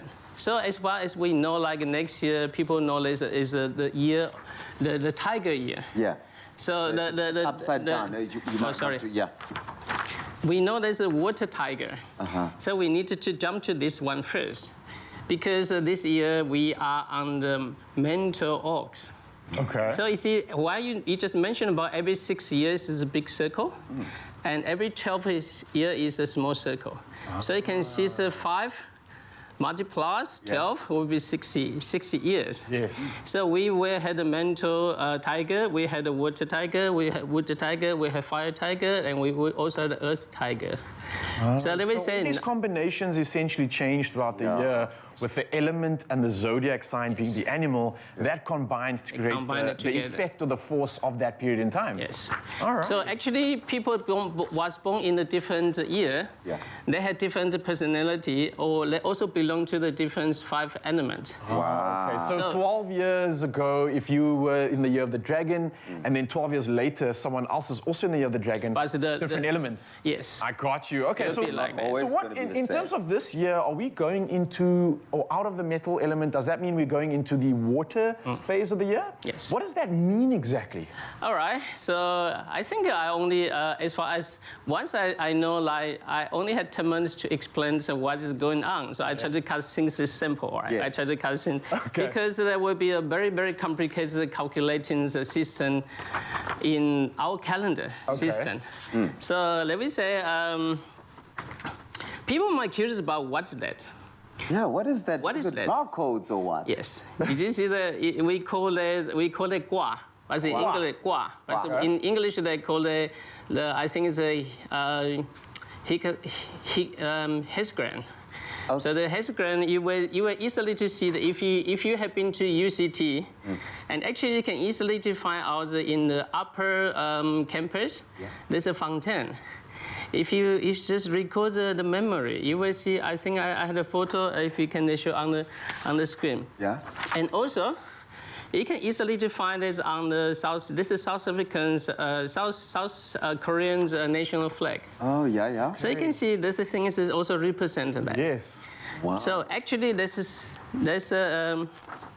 represents what year what the year will be. So this kind of predictive system, or like they can really foretell like what the year will be. What's going to happen? So what is going to happen? So actually, you can see the reason why it's called the water year. Yeah. Because the upper one, this one is represent the water, and you might see why does it look like water? It's easier. You think about it, is in the middle. This stroke is strong. And you can see water, the top one and the bottom one is like more kind of weak. So you can think about the water, it looks like soft, but actually inside is quite strong. And you can see the opposite is the fire. So fire is outside to look like quite strong, but actually if you put the water on, they will distinguish. Okay. So the reason why this one. Yeah. Yes. Tony, before I let you go, and I think this is a very, very important one to sort of, get out of this conversation, is what is the big prediction for the year of the Tigers? When that starts on the 1st of Feb, if you had to sum it up, what's the big prediction? I think for this year, I would like to say, every year is equal to everybody, but depend on what the 5 elements where you born. This year could be good for some people. They were good for bad for some people. I mean, you can make everybody happy. So let me say, I would like to put in the conclusion is, no matter what the year is, there will be a very good year for someone, and will be a very good year for some people. And I would like to say, when the people always like to say, when life gives you lemon, make lemonade. So this is the thing I would like to say, because I would like to introduce the 5 elements system again. So you can see that against each other, they can help to produce something. For example, the mental, this year now is the mental ox. They assess water. So you can see the circle is more like the mental, and they will become to water. So there will be for the next year also water. Then the ox year, the tiger years, and rabbit year also water, and we'll jump to here, and jump to here, jump to here. So on. But Tony, this is really, then there's a lot of detail that one can chew into when it comes to that. I think the one thing is that we all are given the same footing. We are all tigers in the year of the tiger. Approach it like a tiger, and as Raul will say, that's it. Chinese New Year, the 1st of Feb. It's going to be a fantastic one. Be tigers. Oh, well, listen, we're about to get another powerful performance. Tyrone Null, he is back to perform another heartfelt ballad. And this one is one that's never been heard before. It is entitled, I Need Somebody, and it is sure to get you in your feels this morning. And he did say to me, this is a song that hasn't even been recorded yet. Not many people have heard it. Lee is on the piano, so of course he's heard it. But this is also a first for you. Enjoy.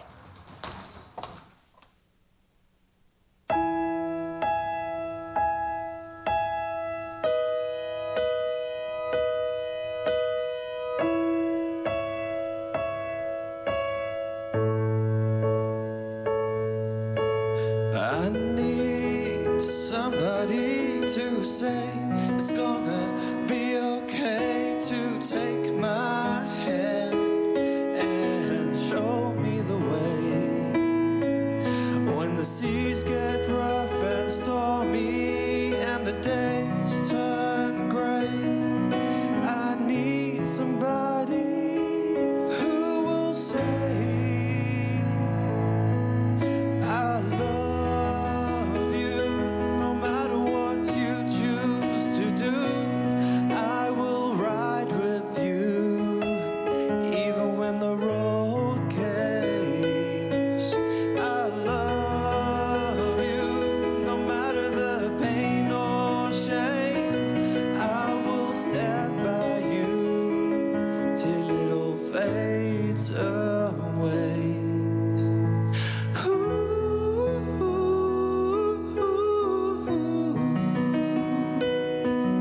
We've got this now, we'll make it through somehow.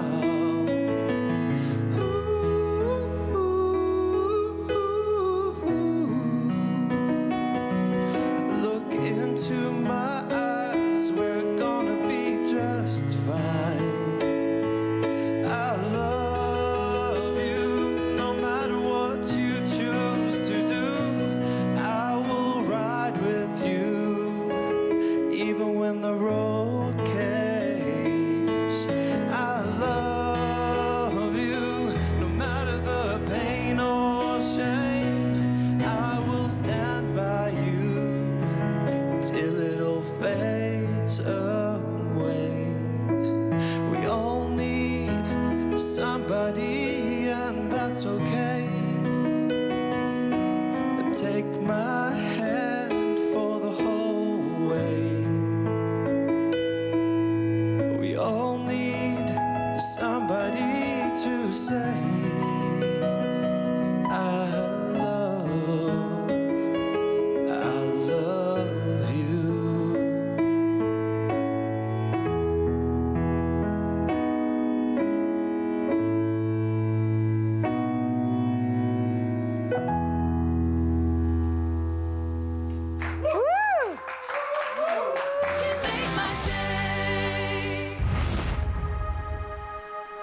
Hungry?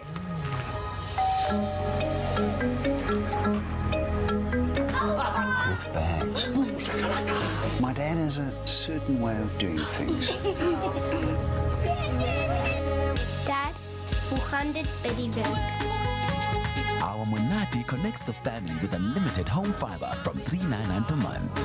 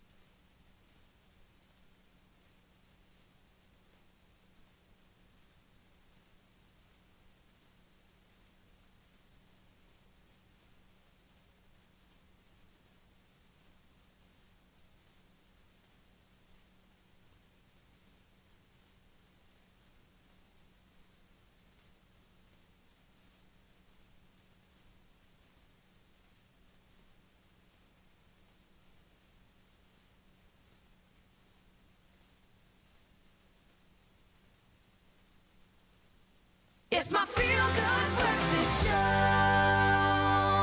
Welcome back, you beautiful souls, as we continue to, well, hopefully inspire ourselves about 2022. A little bit earlier, we found out all about the year of the water tiger that we're about to enter into in accordance with the Chinese Zodiac and astrology, and that has various meanings on how 2022 will treat each of us. I'm a little bit nervous because I am it's like really determining nervous now, the rest of the year. Of course, it's not set in stone, and I know that there's always going to be some positivity. But joining us right now via video call to dive deep into this and to give readings for both G and myself on how our year is going to pan out according to this astrology spiritual belief system. We've got astrologer from Soul Direction and friend of Expresso. It's Dawn Carter in the building. Good morning, Dawn. How are you doing? Morning, fine, thank you. Dawn, great to be connected. Yeah, we're going to jump right in. Lay it down for me, Dawn. What can I expect for 2022? Okay, well, first let's talk about you. As an earth horse, you should be a happy and compatible horse. Personality, who is more precise and slow moving. You're probably more logical, less decisive, and like to consider all sides of a question before you actually act on it. Okay. With earth as your element, you're likely to be less abrupt, and some of the other horses are. And you can settle down and you can learn to toe the line when necessary. You should offer less resistance to authority. However, being an earth horse person, you're more likely to be a finely tuned animal with the ability to sniff out feasible investments, and possibly you could even bring a shaky business back to life and give him incentive to lag in industries. Nice. Although you're the look before you leap type, you're probably very fickle about the little things, and you won't make up your mind very easily. You may hedge on one occasion, and then take on more than you can handle on another occasion. As your ascendant sign is that of a monkey, you should have a strong alliance of agility and wits and someone who may be hard to pin down at times. Now, this year, you focused on creativity.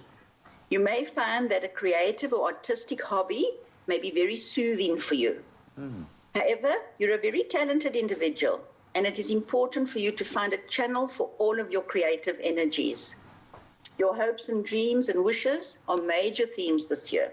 Previously, you may have put your personal dreams on hold while you shouldered responsibilities and put other people's needs and wishes first. But now it's time to pursue your own dreams. You have the ability to attract many true and fortunate friends this year, some who may be in prominent positions in society. This is your chance to achieve success, surrounded by associates who support you. This year, your qualities of self-assertion and independence will be prominent as you march to the beat of your own drum. You may start new projects, a new relationship, or perhaps even move to a different area. The coming year holds no negatives for you, and overall, it's going to be a happy year. Boom. Wow. You can drop your mic right there, Dawn. I absolutely love the sound of that. Lots of positivity in that. A couple of major bells being rung. You are a stallion. It's official. I know. Immensely talented. I like the sound of that. No, that was lovely. Thank you, Dawn. Lots of food for thought. I can already feel, like I said, a few bells being rung with that one. Beautiful. Okay, break it down for Ryle. What's on the cards for 2022? Hey, Raul, the Chinese call the dragon the guardian of wealth and power. You are a dragon, okay? The dragon person is very generous, full of vitality, full of strength. To you, life is a blaze of colors and you're constantly on the go. Proud, very direct, the dragon will establish his ideals early in life, and you will demand the same high standards and perfection from others that you have for yourself. You will somehow always have a notable contribution to make, and you can count on we can always count on your support, as you will never let a person down. Because you're an earth dragon, this makes you quite a sociable character, executive type of dragon. You will have a compulsive drive to control your environment and the people around you. You are usually fair and appreciative of other people's opinions, even if you don't agree with them. The earth element makes you realistic, stable, and a little bit impersonal. I can see you were born around 10 a.m., which means that you were born during the hours of a snake. This will probably mean that you're the type of dragon who plots every move and executes every plan with precision. You may find that during the year of the tiger that it will take you longer to achieve your desired results because perhaps some of your associates will have different opinions to yours. However, this year, you're likely to feel an urge to put down roots, to put your financial house in order, and to build a solid foundation. You will be mentally sharp during the year, and you will find gatherings will provide you with plenty of stimulation. It's a good time for networking and improved communications. You're more likely to be in the limelight this year, so think about which area you really want to shine in. If you're single, you are going to be attracted to outgoing, artistic, or adventurous type of people. If you're attached, then your partnership is likely to feature more prominently in your life. This year, you will grow in independence, strength, vitality. You're ready to try new things. You're eager to meet life head on. You may start or do some kind of study course, perhaps travel unexpectedly, perhaps move. Just think of yourself as an adventurer and enjoy the exhilaration of the journey into the unknown. Wow, Dawn. So you are resonating with me. So what you're saying is Raul's going to get married. That's amazing. That is absolutely amazing, Dawn. Wow. That's brilliant. I mean, just listening to that as an outsider, so many of those patterns ring true. Wow. Man. And it literally is inciting so much that is happening and something that I feel I want to achieve. The direction I'm trying to go, it seems to align.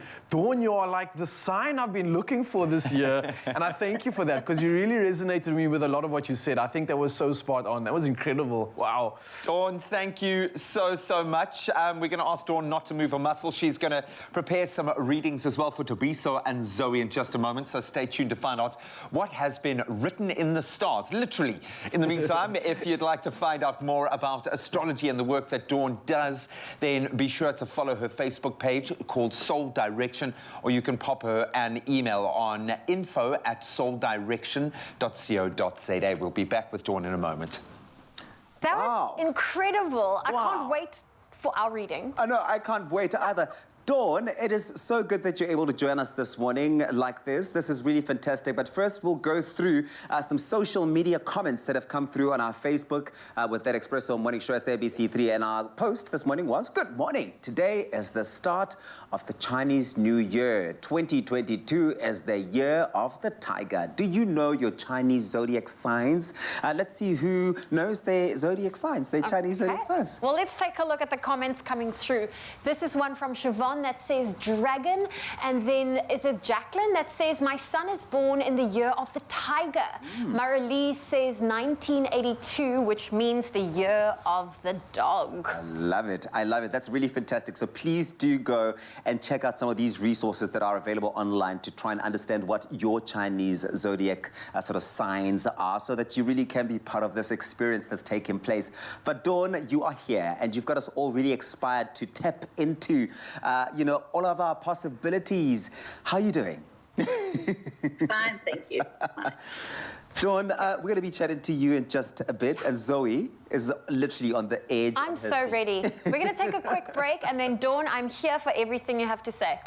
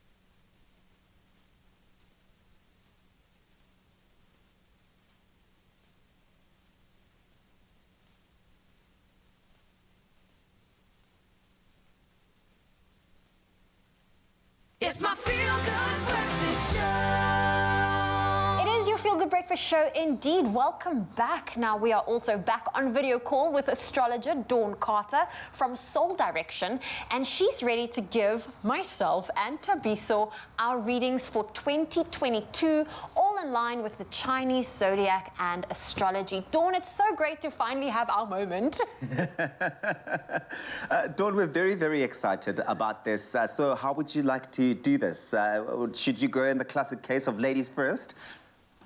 Okay, I'm happy to do that. Okay.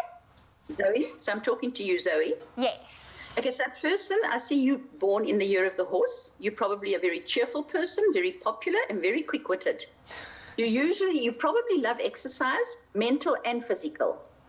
You probably have remarkable powers of persuasion, and you're able to sway people to your way of thinking once you begin to dish out your natural charm. You're able to think up great promotional ideas and dynamic new approaches to solving tricky problems. When an idea strikes you, then you will work round the clock without eating, without sleeping. As a horse person, you need a stimulating job to display that competence. Because your element is metal, you may have stubborn tendencies at times. I see you were born in the hours of the dog, so that's your ascendant sign. And the dog is actually the most likable signs of all the Chinese cycle. Wow. It shows that you're very faithful and you're an honest horse personality who may be impatient with people, who may not be as mentally sharp as yourself. However, although you may be straightforward at times, you have a deep sense of loyalty and a passion for justice and fair play. Now, during the year of the tiger, you shouldn't have any health problems. However, your physical and your emotional sensitivity is likely to be fine-tuned, even if you're not usually a sensitive person. You may also be filled with creative inspiration because you're very imaginative. Dreams, coincidences, people from the past are going to be significant during the year. However, marriage and commitment are the major theme for you this year. If you're single, you are likely to meet a potentially life-changing partner, or if you are already in a relationship, then you're going to make a more serious commitment. Alternatively, the focus may be on entering into a relationship with a business partner, but just make sure to pay special attention to anything that is legally binding if that is the case. This year, you should reap the benefits from a very strong work ethic. Work, service, and health are all highlighted during the year. Your lesson is to pay special attention to the specifics and seemingly irrelevant details. Should be a moderately happy year for you, with quite a lot of entertainment involved. You may decide to study during the year, or you may experience some advancement in your profession. You may feel like making your home more comfortable. Overall, it's a pleasant year for you, as long as you avoid disputes of any kind. Thank you for that, Dawn. That is beautiful. Oh, goodness. That was beautiful. so interesting. I suppose this is where I just go because we heard it. Thank you very much for that, Dawn. And I'm on standby, really, to receive all of this information as it comes through from my Zodiacs. Okay, to be so.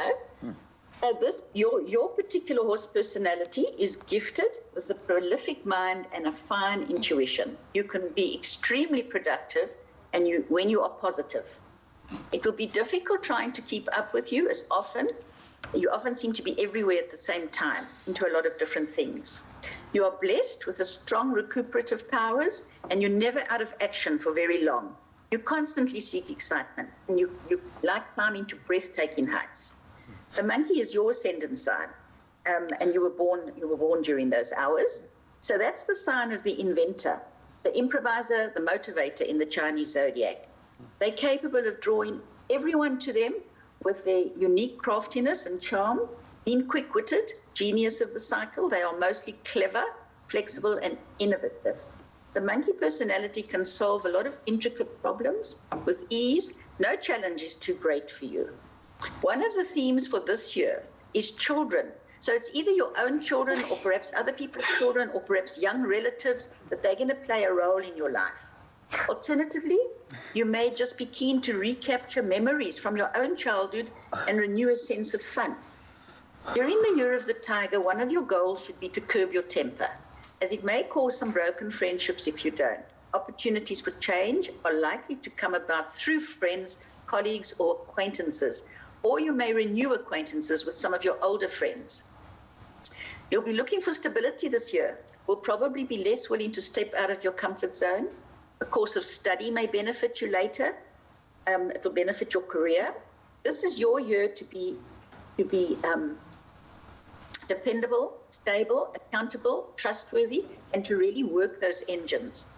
Because you are self-motivated and more of a leader than a follower, this year you're even ready to formulate new plans, new projects, new relationships, perhaps move to a new area.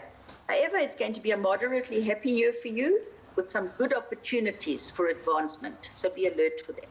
Oh, it's really beautiful, and it's so inspiring, Dawn, just to really be able to receive all of that and, I suppose, juxtapose it against my own sort of vision board, my plans and my goals, and really some of my aspirations.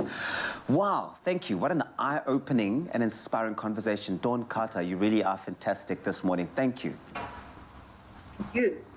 Oh, amazing. How do you feel about the children or bringing out your inner child? Yeah, I think I'm more likely to bring out my inner child than to bring out a child onto but I certainly will be connecting a lot more with my niece, and maybe I'll have a child. Maybe, hey, you're going to get married. Hey, hey!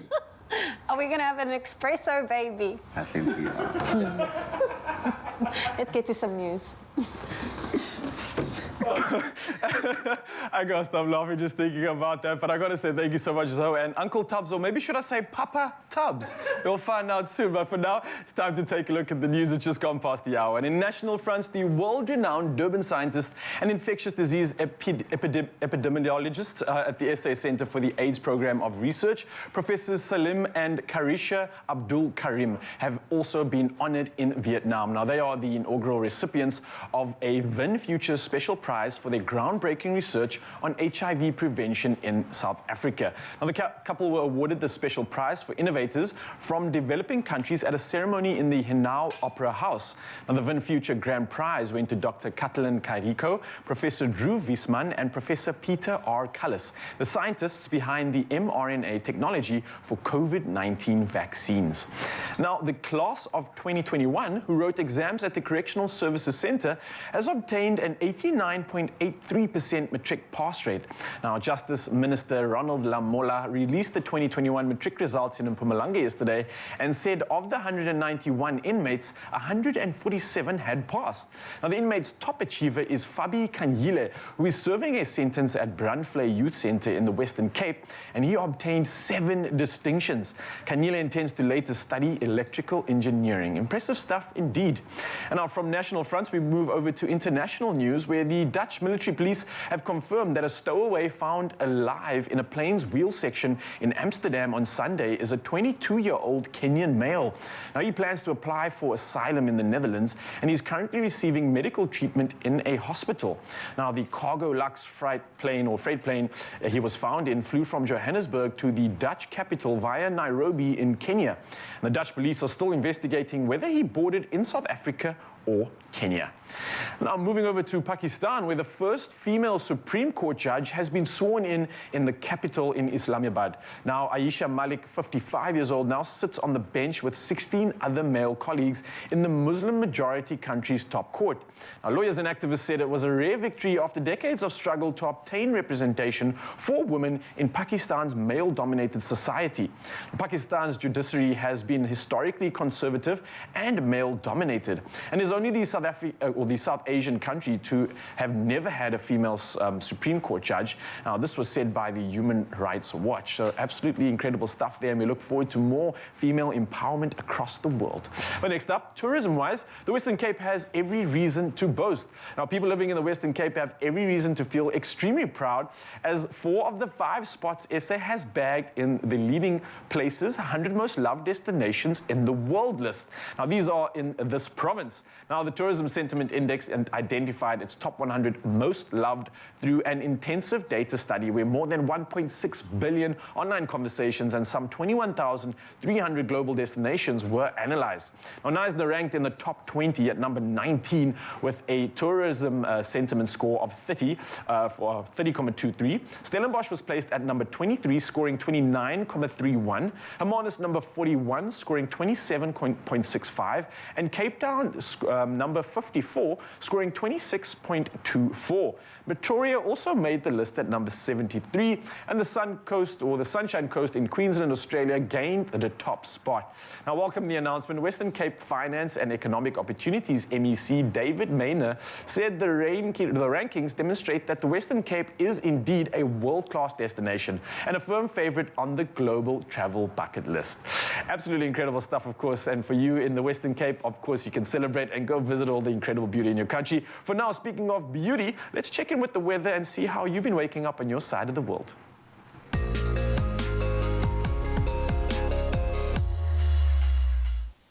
Thank you very much, Raul. 8 o'clock update, final update on the weather as well. We take a look at not so beautiful news coming out of the South African Weather Service. They've warned against extremely high fire danger conditions in the Western Cape today. This after Western Cape firefighters were hard at work as fires raged in the province over the weekend. Cape Town was declared one of the hottest places to be on the globe during the past weekend. And however, the extreme heat wave had consequences as fires engulfed many parts of the Western Cape. More than 20 aerial resources were dispatched to assist in fighting 12 fires from Friday to Sunday. A total of 88 firefighters assisted in suppression efforts of these fires. And the latest one, caused by lightning, started last night in the Toes River Mountain. Firefighters teams with air support are also still battling a blaze that broke out in the Robertson Valley on Saturday night due to a lightning strike over there as well. Now, we do urge the public to please keep their distance from any fires that may break out. And if you see any new fires starting up, please do report these to your nearest fire department. We all can do something to make sure that we're on top of this. Now, we move from the sunrise views, of course, that we have seen that have been engulfed, I suppose, by fires and all the smoke. Now we take a look at your pictures that you have sent through. We started the morning off with Gavin Pollock from Glenwood, who shared this tropical morning shot of the palm trees in his area lit up from behind the sun. How's that? Beautiful. Thank you so much for that. Joan Cameron from Britannia Bay shared this partly cloudy morning shot showing off the glow cast from behind the clouds as the sun comes up. Joey Peterson from Umhlanga kicked off our 7 o'clock update this morning with this beautiful shot overlooking the ocean, showing off the sun just peeking through the cloud cover in the distance. Love to see it. Last but not least, Nick Lombard from the Northern Cape shared this fresh morning shot after they received 18 millimeters of rain throughout the night. Beautiful. We love that. We hope that it does help bring some relief from the heat, Nick, and that you will enjoy that. We do this bright and early again tomorrow morning. Get those pictures through to us, Expresso Morning Show, SABC3. That's our Facebook. And now we take a final look at the temperatures across the country. We start off with you, Polokwane. Your low, 18, reaching a high of 29. If you're out in Mbombela today, 21 is your low, reaching a high of 29. Pretoria, the capital city, your temperatures today are 18 and 32. Expect some thunder showers over there. Sun and clouds for Johannesburg, 17, your low, reaching a high of 29. With Mahikeng starting off at 18 with highs of 31. If you're out in Klerksdorp, sun and clouds for you today, 17 is your low. You will peak at 31 with Kimberley at 19 and 33. Sunny times for Bloemfontein, Koblom, Free State, 16 reaching a high of 31 with Richards Bay coming in at 22 and 34. Pietermaritzburg, a break from the rain today, 16 reaching a high of 30. You can expect some sun and clouds with Durban coming in at 23 reaching a high of 29. Thunder showers from Tata, 18 and 30 with a 55% chance of rain out for East London, 20 and 27. Craddock, 16, that's your low, reaching a high of 34. Kabeja, rainy times, 19 and 24. If you're in George, your low is 17, reaching a high of 21. The mother city, Cape Town, 19 and a high of 23. Worcester, 15 and a high of 32.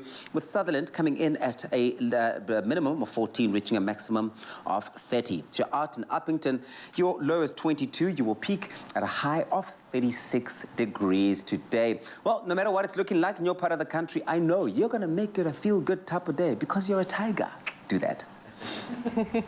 Embrace it. Absolutely love it. A lot of positive energy here. So let's see if we can continue on that trend right now and make someone's day. Nedbank this January is giving you the chance to win 5,000 Rand by simply sharing how you at home will hashtag take your money seriously. So now let's read a little bit more of your story so that we can absorb that advice, because you have had some amazing advice. So thank you. That's right. Well, let's start off with one that a name we are well familiar with. Joan Cameron Mandarin The regular. says, that's right, I need to open up a bank account with hashtag NetBank as soon as possible. It's too easy to spend my money otherwise. It's much safer and more secure in the bank. I plan on saving up to travel to the UK where my 3 daughters have settled. Oh, what a great goal to save towards. Start a little crowdfunding saving issue there, man. That's beautiful. Love that. Then Sherelle Fortain, she weighed in with this. You said, we are a NetBank family. We all have NetBank accounts. Easy peasy, moving money around, no charges. We've had a discussion with the kids, and this year we are cutting back on presents, birthday and Christmas. Last year was out of control. I kind of feel a little bit like that as well. The kids were spoiled. They deserve it, but I get you. There we go. One of our followers at March 11th says, I am a student and I make sure I buy everything in bulk to avoid any issues with food and toiletries in the middle of the month. Yeah. I also have a savings account since 2017 where I save 100 Rand or 150 Rand every month for rainy days and possible registration. What an excellent plan. Yeah, go and get it, man. I love that. Then our last coming through from Palisa B, and she said this: I'm making better choices by not buying takeaways, always making sure I eat at home before going to town. I've joined a Lyft club, which will help me save on petrol. Also, I use my @NetBank app, putting away some money in my savings pocket for a rainy day. I love it. Well done, man. So savvy. I'm loving all of these saving ideas and how proactive you are. And thank you for that great advice that's been coming through. And please keep those comments coming, as this January, together with NetBank, Expresso has up to 10,000 Rand weekly up for grabs. Now, this week's winner will be announced this Friday. And it sounds like more and more people are shifting towards a NetBank account by the sounds of it, so they can score that extra 5 grand and make it the full 10. So all you have to do is share a story of how you could avoid certain scenarios if you just made better money choices, and what you can achieve when you hashtag take your money seriously. And share your story on Expresso's social pages with that hashtag take your money seriously, and stand a chance to win 5,000 Rand this week with NetBank to kickstart your 2022. Yep, and if we call you live on the show as our winner and you happen to bank with NetBank, you get that additional 5,000 Rand. So that's 10 grand, baby. So just please start right now. Make better money choices with the bank that takes your money seriously. And go and head over to our Facebook and our Twitter pages right now and help to teach us to hashtag take your money seriously. And you could be starting your year off with a beautiful cash prize. But I would suggest go to expressoshow.com, get all the terms and conditions, but the clock is ticking. Never think 100 Rand is just a clipper. It's a fresh fade or prepaid electricity. It also gets you a gold credit card from only 40 Rand per month, and you still get change. So, do you want a bank that takes your money, or a bank that takes your money seriously? Get a NetBank Gold credit card that helps you afford more.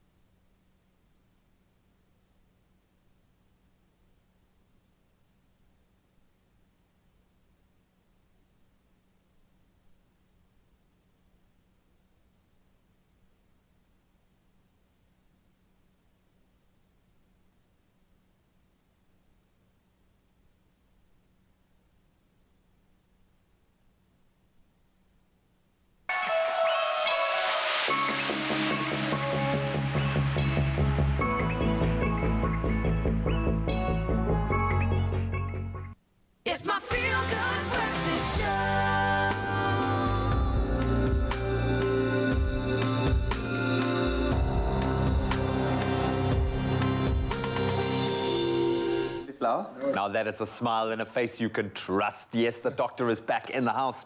Time to turn to health matters.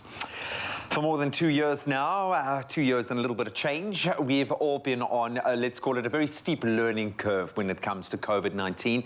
The pandemic has certainly presented its various challenges on a number of levels, but as COVID-19 becomes a long-term part of our lives, what is that long-term map? We also need to focus on the fact that other preventable diseases are being neglected and diagnosed in their late stages because of the impact of COVID-19.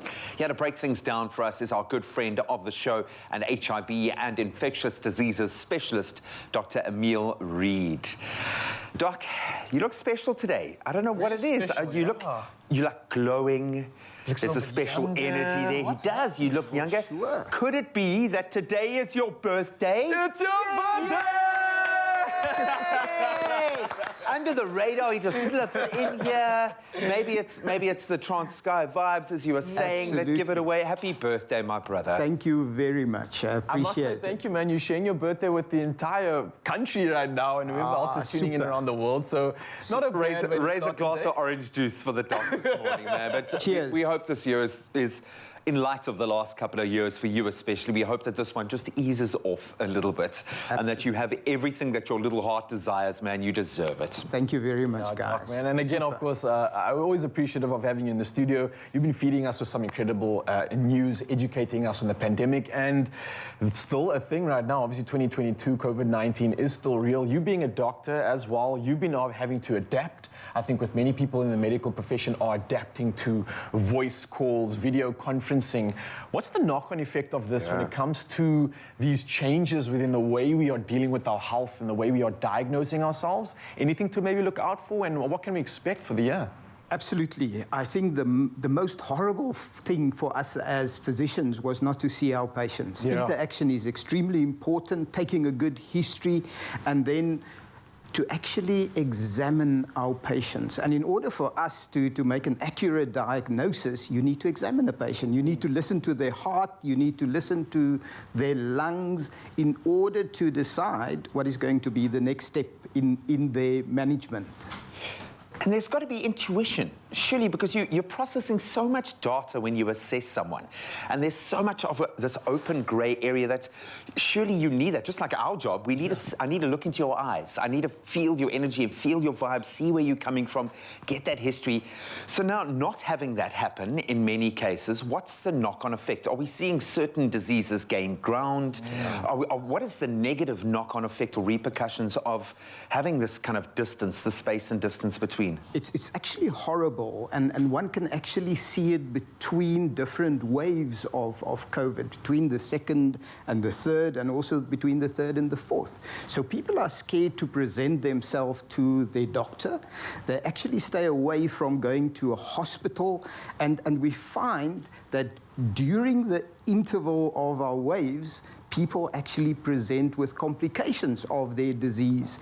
Whereas, as an example, for instance, they probably had a cough during winter, could not see their doctor, was prescribed antibiotics on numerous occasions, and then it turns out they actually have a lung cancer. So whereas you could have picked that cancer up as a stage 1 disease and offer surgery, you now pick the disease up with a disseminated disease.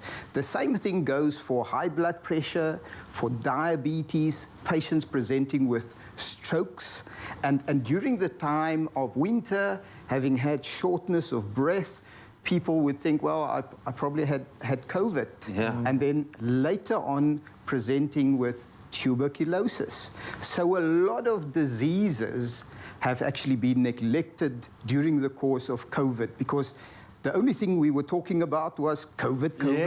It's quite interesting you mentioned that. It's like, do flus still exist? Are you still able to get something like meningitis? It's almost like, if I don't have COVID, okay, cool, I'm fine. Yeah, I'm sorted. I'll just take a Panado.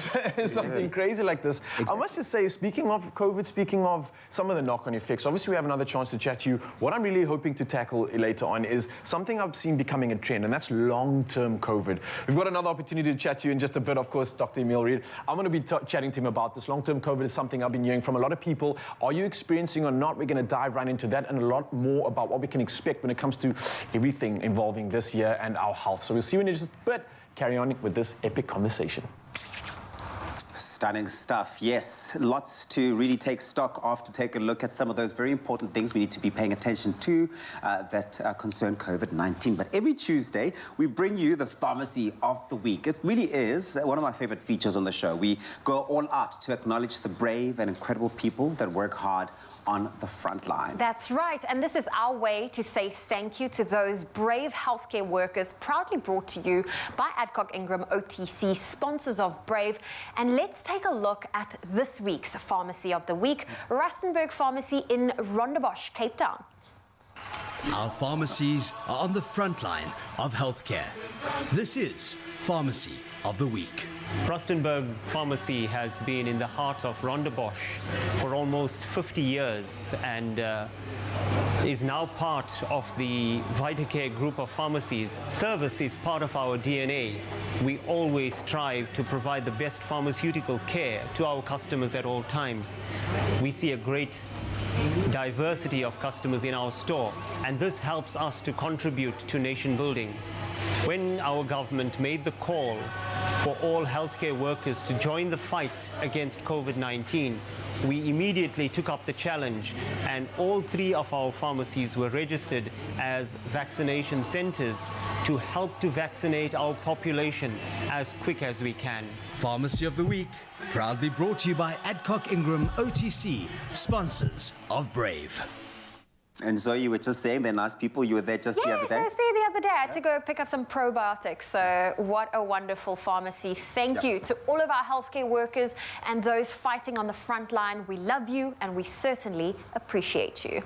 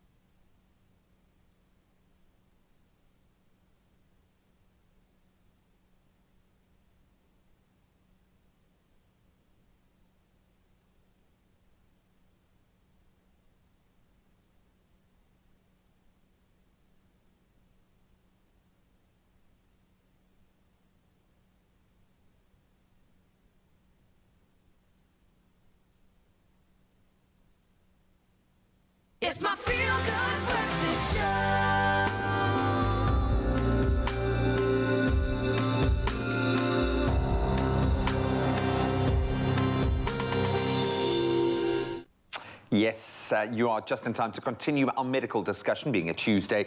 We love to delve into medical matters, and obviously at the moment we are firmly focused on COVID-19, as we have for the last 2 years, which have presented a various number of degrees of challenges for many people. But as we learn to live with COVID-19, there are many other issues that are presenting themselves, especially as more is learnt about the virus and the long-term effects on the body. I'm talking about long COVID. What even is that thing? We are back on the couch with HIV and infectious diseases specialist Dr. Emil Reed to unpack some more of these issues. Birthday boy. Look, Doc, we were just touching on obviously COVID, some of the implications, and long-term COVID is something that's been coming up in conversation quite a bit. Is it an actual legitimate thing? Does long-term COVID exist, and what are some of the sort of symptoms of it? How do you know you have it? Yeah, I mean, the important thing is we need to remember COVID is a dynamic field, so things sort of changes on a daily basis as well. Yeah. But long COVID, or the COVID long haulers, are those individuals who were infected with the virus, and usually after 28 days, so 4 to 6 weeks afterwards, they are still suffering with symptoms of COVID. And those symptoms are extremely important because people are not going to work, people don't feel themselves, people cannot focus, and the majority of cases we see with long COVID have symptoms, for instance, like fatigue, headache, inability to smell, inability to concentrate, inability to sort of taste, and that is horrible, and that is a legitimate thing, although we don't know the etiology or the reason why it happened. But about 15% of people who suffered from COVID develops long COVID. And that's another reason why we want people to vaccinate, because people that are vaccinated have up to 84% lower chance of developing long COVID. So just to clarify, when someone has long COVID, it's the experience of the symptoms. They're not infectious for a longer period of time. No, they're not infectious. It's just symptom-based.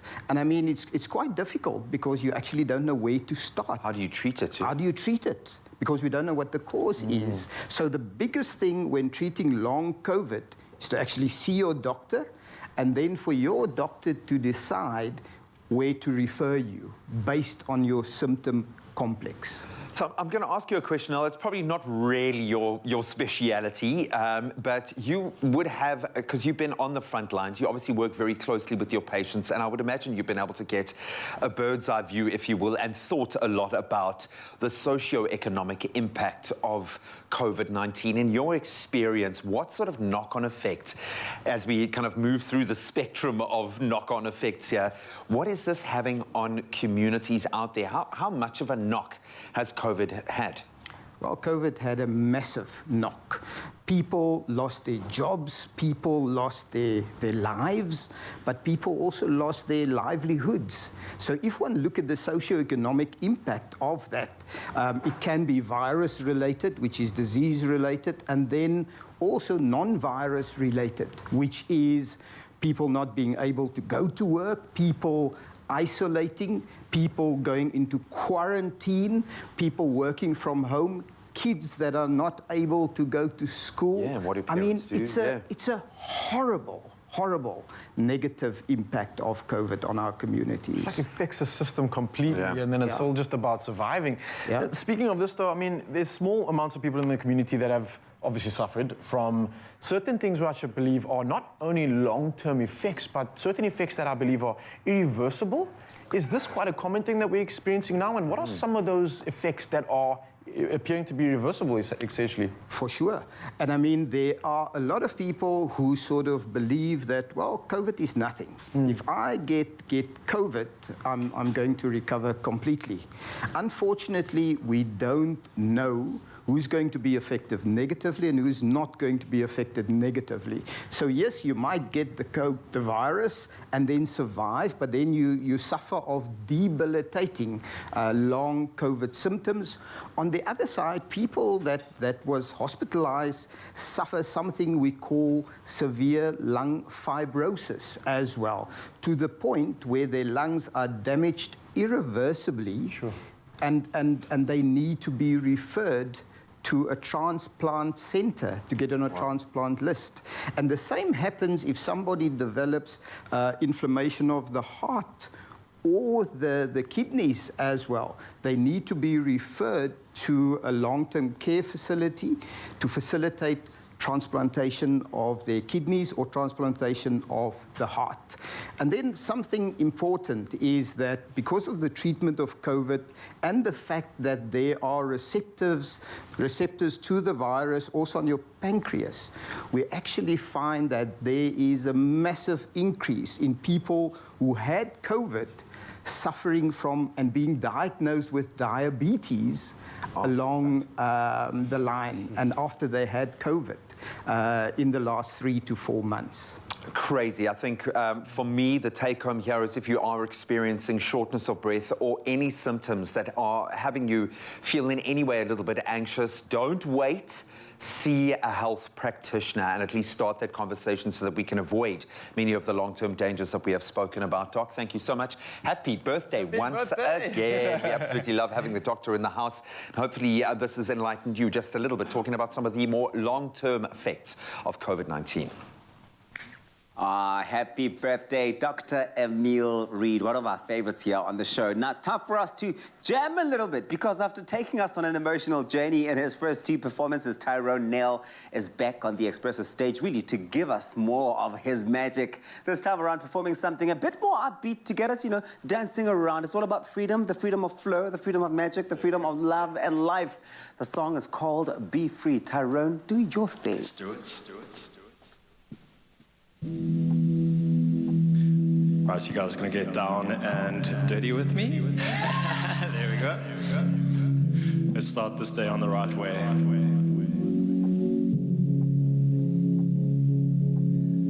Feel the vibe and let it flow. Feel the vibe and let it flow.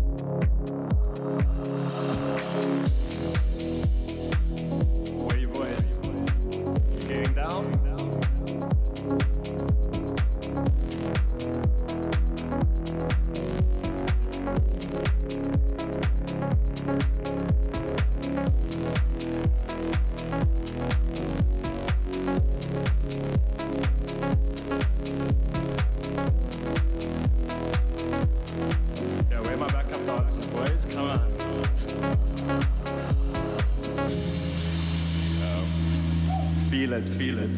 Can you feel the vibe?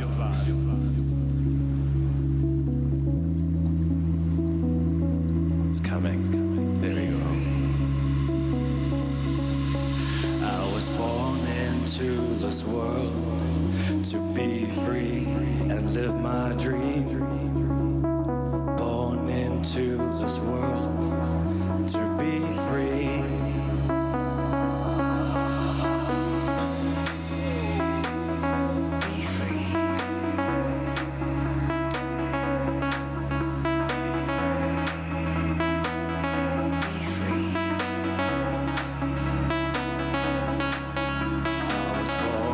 To this world, to be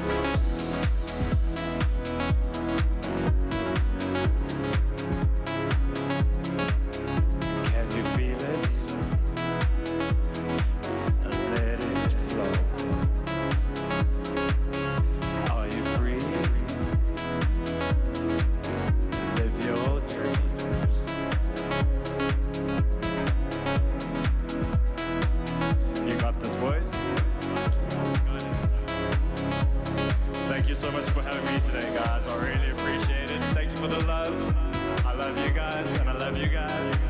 Keep on spreading that love.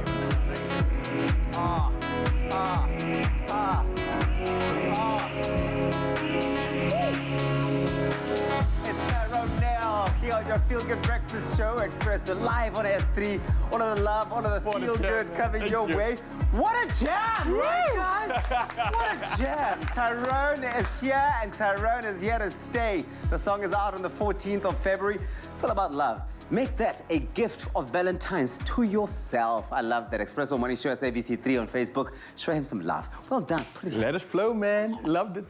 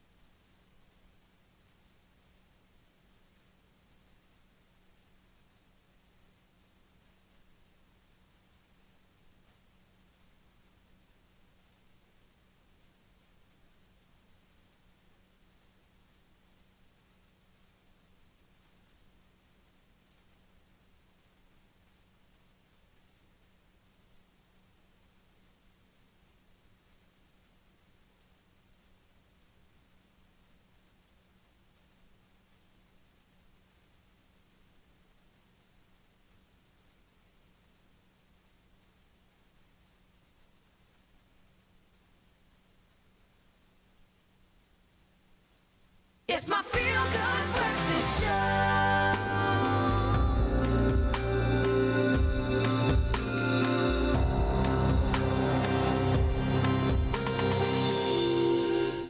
Zanzi, welcome back. Your Feel Good Breakfast Show, opening up and educating you on everything when it comes to your health, because we got you covered. Now, as COVID-19 progresses, of course, and continues to make headlines around the world, there are certainly some strange and interesting stories that are emerging. Now, we thought it might be interesting to get a doctor's input on some of the comments we've been speaking about. Of course, Dr. Emil Reed, it's not only your birthday, but it's also a day that we always get to be educated by you. And I think you give us some sort of comfort, just in terms of knowing, understanding what's going on. At the same time, you offer resolution, which is so important. So it's not just about the fact that we left with the problem, but you do provide that direction for us. And I've got to just say thank you for that, because I really think in a time like this, Mzansi especially wants to band together and just know that they're doing the right thing, especially for their health and their family, man. And we need that. I think the biggest killer has been the uncertainty around all of this. I think it really has pushed people beyond the brink. So let's round off with a bit of an assessment of where we are right now. What are the numbers like? Are we moving out of the current wave of Omicron? And how should people be feeling about where we sit? Well, guys, I think we can actually be comfortable with what's happening around us. With Omicron being a very transmissible virus, we expect numbers to rise dramatically, as been happening in the UK and in the US as well. But there's going to be a decoupling of, for instance, the numbers and the hospitalization rate, as well as the deaths, meaning that we should probably not focus on cases anymore, but we need to focus on hospitalizations and death, meaning as sort of immunity increases through natural immunity and vaccination, we can actually sort of go from a pandemic to an endemic phase and learn to live with COVID-19. And do you think that's where we're at now? Do you think we are in that phase of moving out? I don't want to speak too soon, but... I do think we are, and I think we need to now sit together and plan our future, living with COVID, and kids need to go to school. This alternative day of going to school need to be stopped. Yeah. Ventilation in classrooms need to be improved. Teachers need to be vaccinated, and life need to go on. All right, well, look, it sounds more promising than anything else, but what is the reality of that? I mean, we're talking about moving from a pandemic to an endemic. Certainly a positive thing. What does it actually mean for us, though? Well, the most important thing is for people to increase our immunity through vaccination. And as that immunity sort of increases, we will find that even though the virus is more transmissible and is immune evasive, the amount of severe disease, illness, and complications is quite low. So we will have, like the flu, that influenza is an endemic viral disease. COVID will probably become similar to that. So when we get our influenza vaccine on a yearly basis in the high-risk group, we will probably get a COVID jab for those at high risk, not for everybody. That's what endemic entails. V-Day is coming. What that V stands for is up to you, but please go and get vaccinated if you can. Doc, always an absolute pleasure. Really interesting discussion this morning, and happy birthday. You can send Dr. Emil Reid a happy birthday message on social media. Thank you. But another great discussion. Hopefully you garnered some gems out of that one. Dr. Emil Reid, I'll just say awesome people are born in January. That's all I'm going to say. Well, it's now time for us to quickly whip up one last delicious meal. We're going to have some fun with our veggies. In fact, there's probably one humble veg that has the ability to transform into 100 ways, and it's got to be the humble spud. Now, according to potatoes, they went viral on the socials for good reason. They are packed with punch. They are absolutely delicious. There are so many ways for you to make them, and they are guaranteed to give you 100% of that goodness, and this is about to become a favorite recipe. Chef Thando, I'm very excited for this because I love potatoes, and I'm already seeing the finishing product there. We are making some spicy harissa accordion potatoes. Beautiful stuff. I know. Okay, so what are we going to start with? Okay, so you're going to get started for me on the harissa sauce. So that's what's going to be basted on our potato. Okay. And I love this recipe because people who are like crazy about potatoes, I think this one is for them. And this is going to be a fun one for the kids. So True. I've got some char-grilled red peppers that I'm going to add to our blender. And then a variety of spices here. So I've got a little bit of garlic. I'm adding both cloves. And now you said the one is coriander spice and the other one cumin. Cumin, yes. Okay, so I'm going to add both. I'm quickly chopping up the potatoes. So on the sides, I've got some skewers. And what the skewers do is stop you from chopping the potato all the way through. Ah, okay. So it stops so that you can get that shape and pull it out. Okay. Now, this is quite an interesting spice. I thought it's got a smokiness to it, and I thought it was maybe chipotle, but you said no, that's not the case. No, that is smoked Spanish paprika. Sure. It the brings a nice smokiness. Mm. I'm very impressed. Okay, how did I not know about this spice? Adding that as well as a little bit of chili. So this has definitely got a bite to it. Definitely tone down on it if you're not too fond of spice. And then a little bit of tomato paste. I'm going to add a little bit of our olive oil as well as a bit of lemon juice. Do I add all the olive oil? Yeah, go ahead. Okay, we're going to add all of it. There we go. So I'm not sure if you can see that, but look how beautifully it pulls. Ah, fabulous. Okay. And then you simply just put your little skewer through. Yeah. Okay, so I'm going to bliss this up for us. Oh, you can see the spiciness. This is going to have a nice bite to it. And here we go.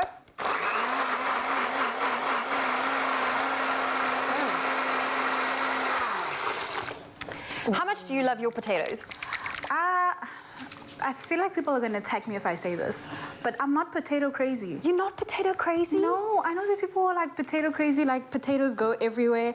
I don't care for potatoes. I don't think there's a meal my mom has made growing up that didn't contain a potato. My mom is the same. She loves potatoes everywhere. And I'm just like, potatoes and stews. It's okay, we don't have to. Roasted. Okay, then what you're going to do is just brush the... Do you have a brush here? I've got a spoon here. That's okay. So I'll just do a little bit of this. Oh, and there's one already done for me. I love it here. Okay, fabulous. You see, that's the beauty of cooking on TV. Yes. So once we've now covered our harissa in it, is it harissa? It is harissa. We pop it into the oven? Yes. For how long? For about 30 minutes. Okay. You want it to cook and also char and get that charry, bitty, and the crispiness. The crispiness, the smokiness to be activated, all the sauces in the potato. Well, that is 100%, and of course, with 100% goodness from Crush, it's also 100% fruity, tasty goodness in every sip, so you can be assured that it is the perfect pairing with this delicious snack. So I'm going to pour some for us. Oh, I need to use both hands. Okay, this really is a great snack. This is now, you know, on this show, you snack for breakfast, you snack before lunch. You can find any reason to snack. As long as it's a healthy one. This one makes me feel less guilty. Okay.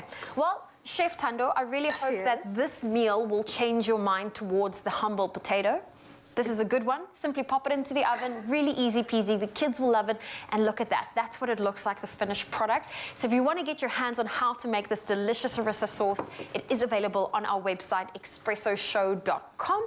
And if you do try it, do snap some pics with us and you can share it with us online. And don't forget that hashtag Expresso Show. Cheers. You know that sad feeling when something good is coming to an end? 100%. But then we could always open another Crush. 100%. 100% fresh, 100% goodness. Made with love by Clover. Only you can make my day.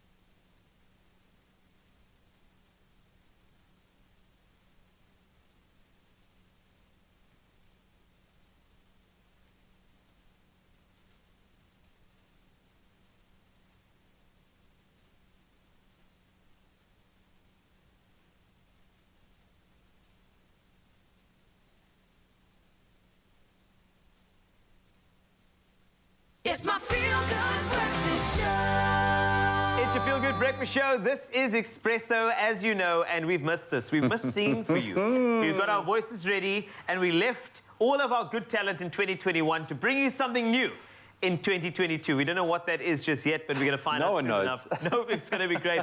We have the very, very talented Ash, who will be doing the things, and I'm going to tell you now, this particular voice is remarkable. It's outstanding. You just want to sigh, go, and say, yes, I want to hear it again.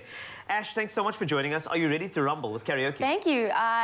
Ready as I'll ever be. Do you get stuck into your karaoke? Do your friends let you do karaoke? Because you can obviously sing incredibly well, but it must be a bit daunting for your mates. No, usually, you know, that's not really a thing. Okay, well, today is your day. All right, okay? today is the day. We are your mates, and we want the best for you, okay? I made a New Year's resolution that I was going to sing more. Oh. Despite not being able to sing, That's that I'm going to awesome. sing more this year. You got it. We are going to sing together, and we're going to sing what? Well, the thing is, I was actually thinking, I know, Ash, I wanted you to pick the song, but I mean, I know that you're more Indian folk and country with a bit of pop, so Miley Cyrus would work perfectly here, but we want to edit the song for you, because it's been a while since we've done this, so we want to sing a song called Party With You, S.A., as in South Africa. You, S.A.? Yes, U.S. You, South Africa. So I hope you're ready for a bit of Miley. Canada can get involved as well if you want to can talk about that international relationship. So, right. Are you guys ready? Oh, they just started ready. Here we go. Welcome to the land of excess. Am I gonna fit in? Jumping heaven, here I am for the Very first time. Bye. There we go. That's it. There we go. Crazy, everybody seems so famous. Been a while. And I'm feeling kind of homesick, too much pressure, and I'm nervous. That's when the taxi man turned on the radio and the Jay-Z song was on. And a Jay-Z song was on. And a Jay-Z song was on. Put my hands up To play my song, the butterflies fly away. moving my head like yeah. Moving my hips like yeah. Get my hands up to play my song. I know I'm gonna be okay. Yeah, yeah, yeah. Gonna party with USA. Yeah, yeah, yeah. We're gonna party with USA. Get into the club and in the taxi cab. Everybody's looking at me now. Like, who's that chick with that rocking kicks? She gotta be from out of town. So hard with my girls not around me. It's definitely not a natural party. Here we go. Let's see how sad I guess I never got the memo. That's safe. And I'm Kinda homesick, too much pressure, and I'm feeling kinda nervous. So the DJ played and the Britney song was on. And the Britney song was on. And the Britney song was on. Put my hands up To play my song, the butterflies fly away. moving my head like yeah. Moving my hips like yeah. Put my Hands up to play my song. I know I'm gonna be okay. Yeah, yeah, yeah. We're gonna party with USA. Yeah, yeah, yeah. We're gonna party with USA. This Back coming to up. my Flight. hometown Back to my tonight. I hometown. do not know this part of the song. Break it down. It's a freestyle, yes. Smiley Cyrus. stops Yes, we're me kind of serious. every time. Everybody says that Ash is kind of DJ delirious. plays my We're trying to song. do these things right now. Singing for you right And I here in feel Cape Town. Hands up to play my song. Butterflies fly away. Not in my head like yeah. Moving my hips like yeah. So put my hands up to play my song. Know I'm gonna be okay. Yeah, yeah, yeah. We're gonna party with USA. Yeah, yeah, yeah. We're gonna party with USA. Play my song, the butterflies fly away. Not in my head like yeah. Moving my hips like yeah. So put my hands up to play my song. Know I'm gonna be okay. Yeah, yeah, yeah. We're gonna party with USA. Yeah, yeah, yeah. We're gonna party with USA. Thank you. That was phenomenal. I feel like we should have like an album or something. Yeah, we should start a band. We should start a band. Ash, you are incredible. We cannot wait you. until your single Homeless Hearts comes out. I think it's going to be absolutely incredible, no matter what that is. But thanks for joining us and actually adding a bit more to us. I know Graham took the show. Yeah, You stole the sorry, spotlight. I do often do that. But thank you. Thank you for kind of being the wind beneath my wings. Well, thank you. Thank you very much. I really had a great time being on the show today. Thank you for having me. No, you're amazing. Keep doing what you're doing. Thank and you. You're doing some incredible things. That is so good. And you know what? I don't want you to rate us on Facebook. Rather just say, hey. And then Hey, we'll sing back to you that whole, yeah. We're going to party with you. USA. It's a party in SA. You see what was happening there is I started out with musical notes on my shirt in that, and then gradually as I was singing, the musical notes just went out the window. They just drifted away. They were like, no, the music doesn't live here. We got to hand it to Ash for carrying us through that one. That was a toughie to start the year. But listen, I'm committed, man. I'm committed. I said I'm going to sing more this year. I'm going to do it. Eh? I'm glad Did it break you, man? It made me like I'm yawning because I just, Zoe actually took her earpiece out. Terrible. Sorry. I can't look at you. I just felt for like Tyron, especially coming through here and delivering for us, and then he was subjected to that, and I just saw him sitting there like this, like. Well, he's going to feel like an even better singer for the rest of the day, which is great. Well, the joy of it is there'll be no singing tomorrow. I promise you. Yeah, please. Well, I can't actually promise you that. There might be dancing, there might be singing. No. There will definitely be a little bit of cooking, and I know that we're going to be working on the Jared Leto body because he looks all kinds of svelte. That's the word, svelte. That's the word to use. use in Morbius. Looks good. Obviously, Wednesday, movies are a big focus. So there's a whole lot of movies that are coming out. JP Sebastian's got the 411 on that, so you want to make sure that you stick around for it tomorrow. And how amazing was Dawn Carter giving us our reading for the Year of the Tiger in the Chinese Can I be honest? astrology? I literally got like a little bit of shivers inside. It was awfully pertinent. So you two are getting married and you're having a baby. Mine didn't say I'm getting married. It said, yeah, it said something. It says that you're going to be in a relationship or get married. That you filmed, did you get married?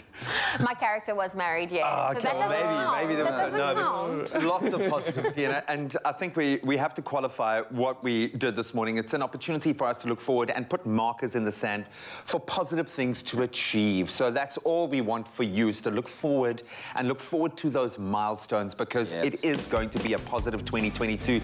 We'll see you for the next day of that. Bye, Tigers. Bye.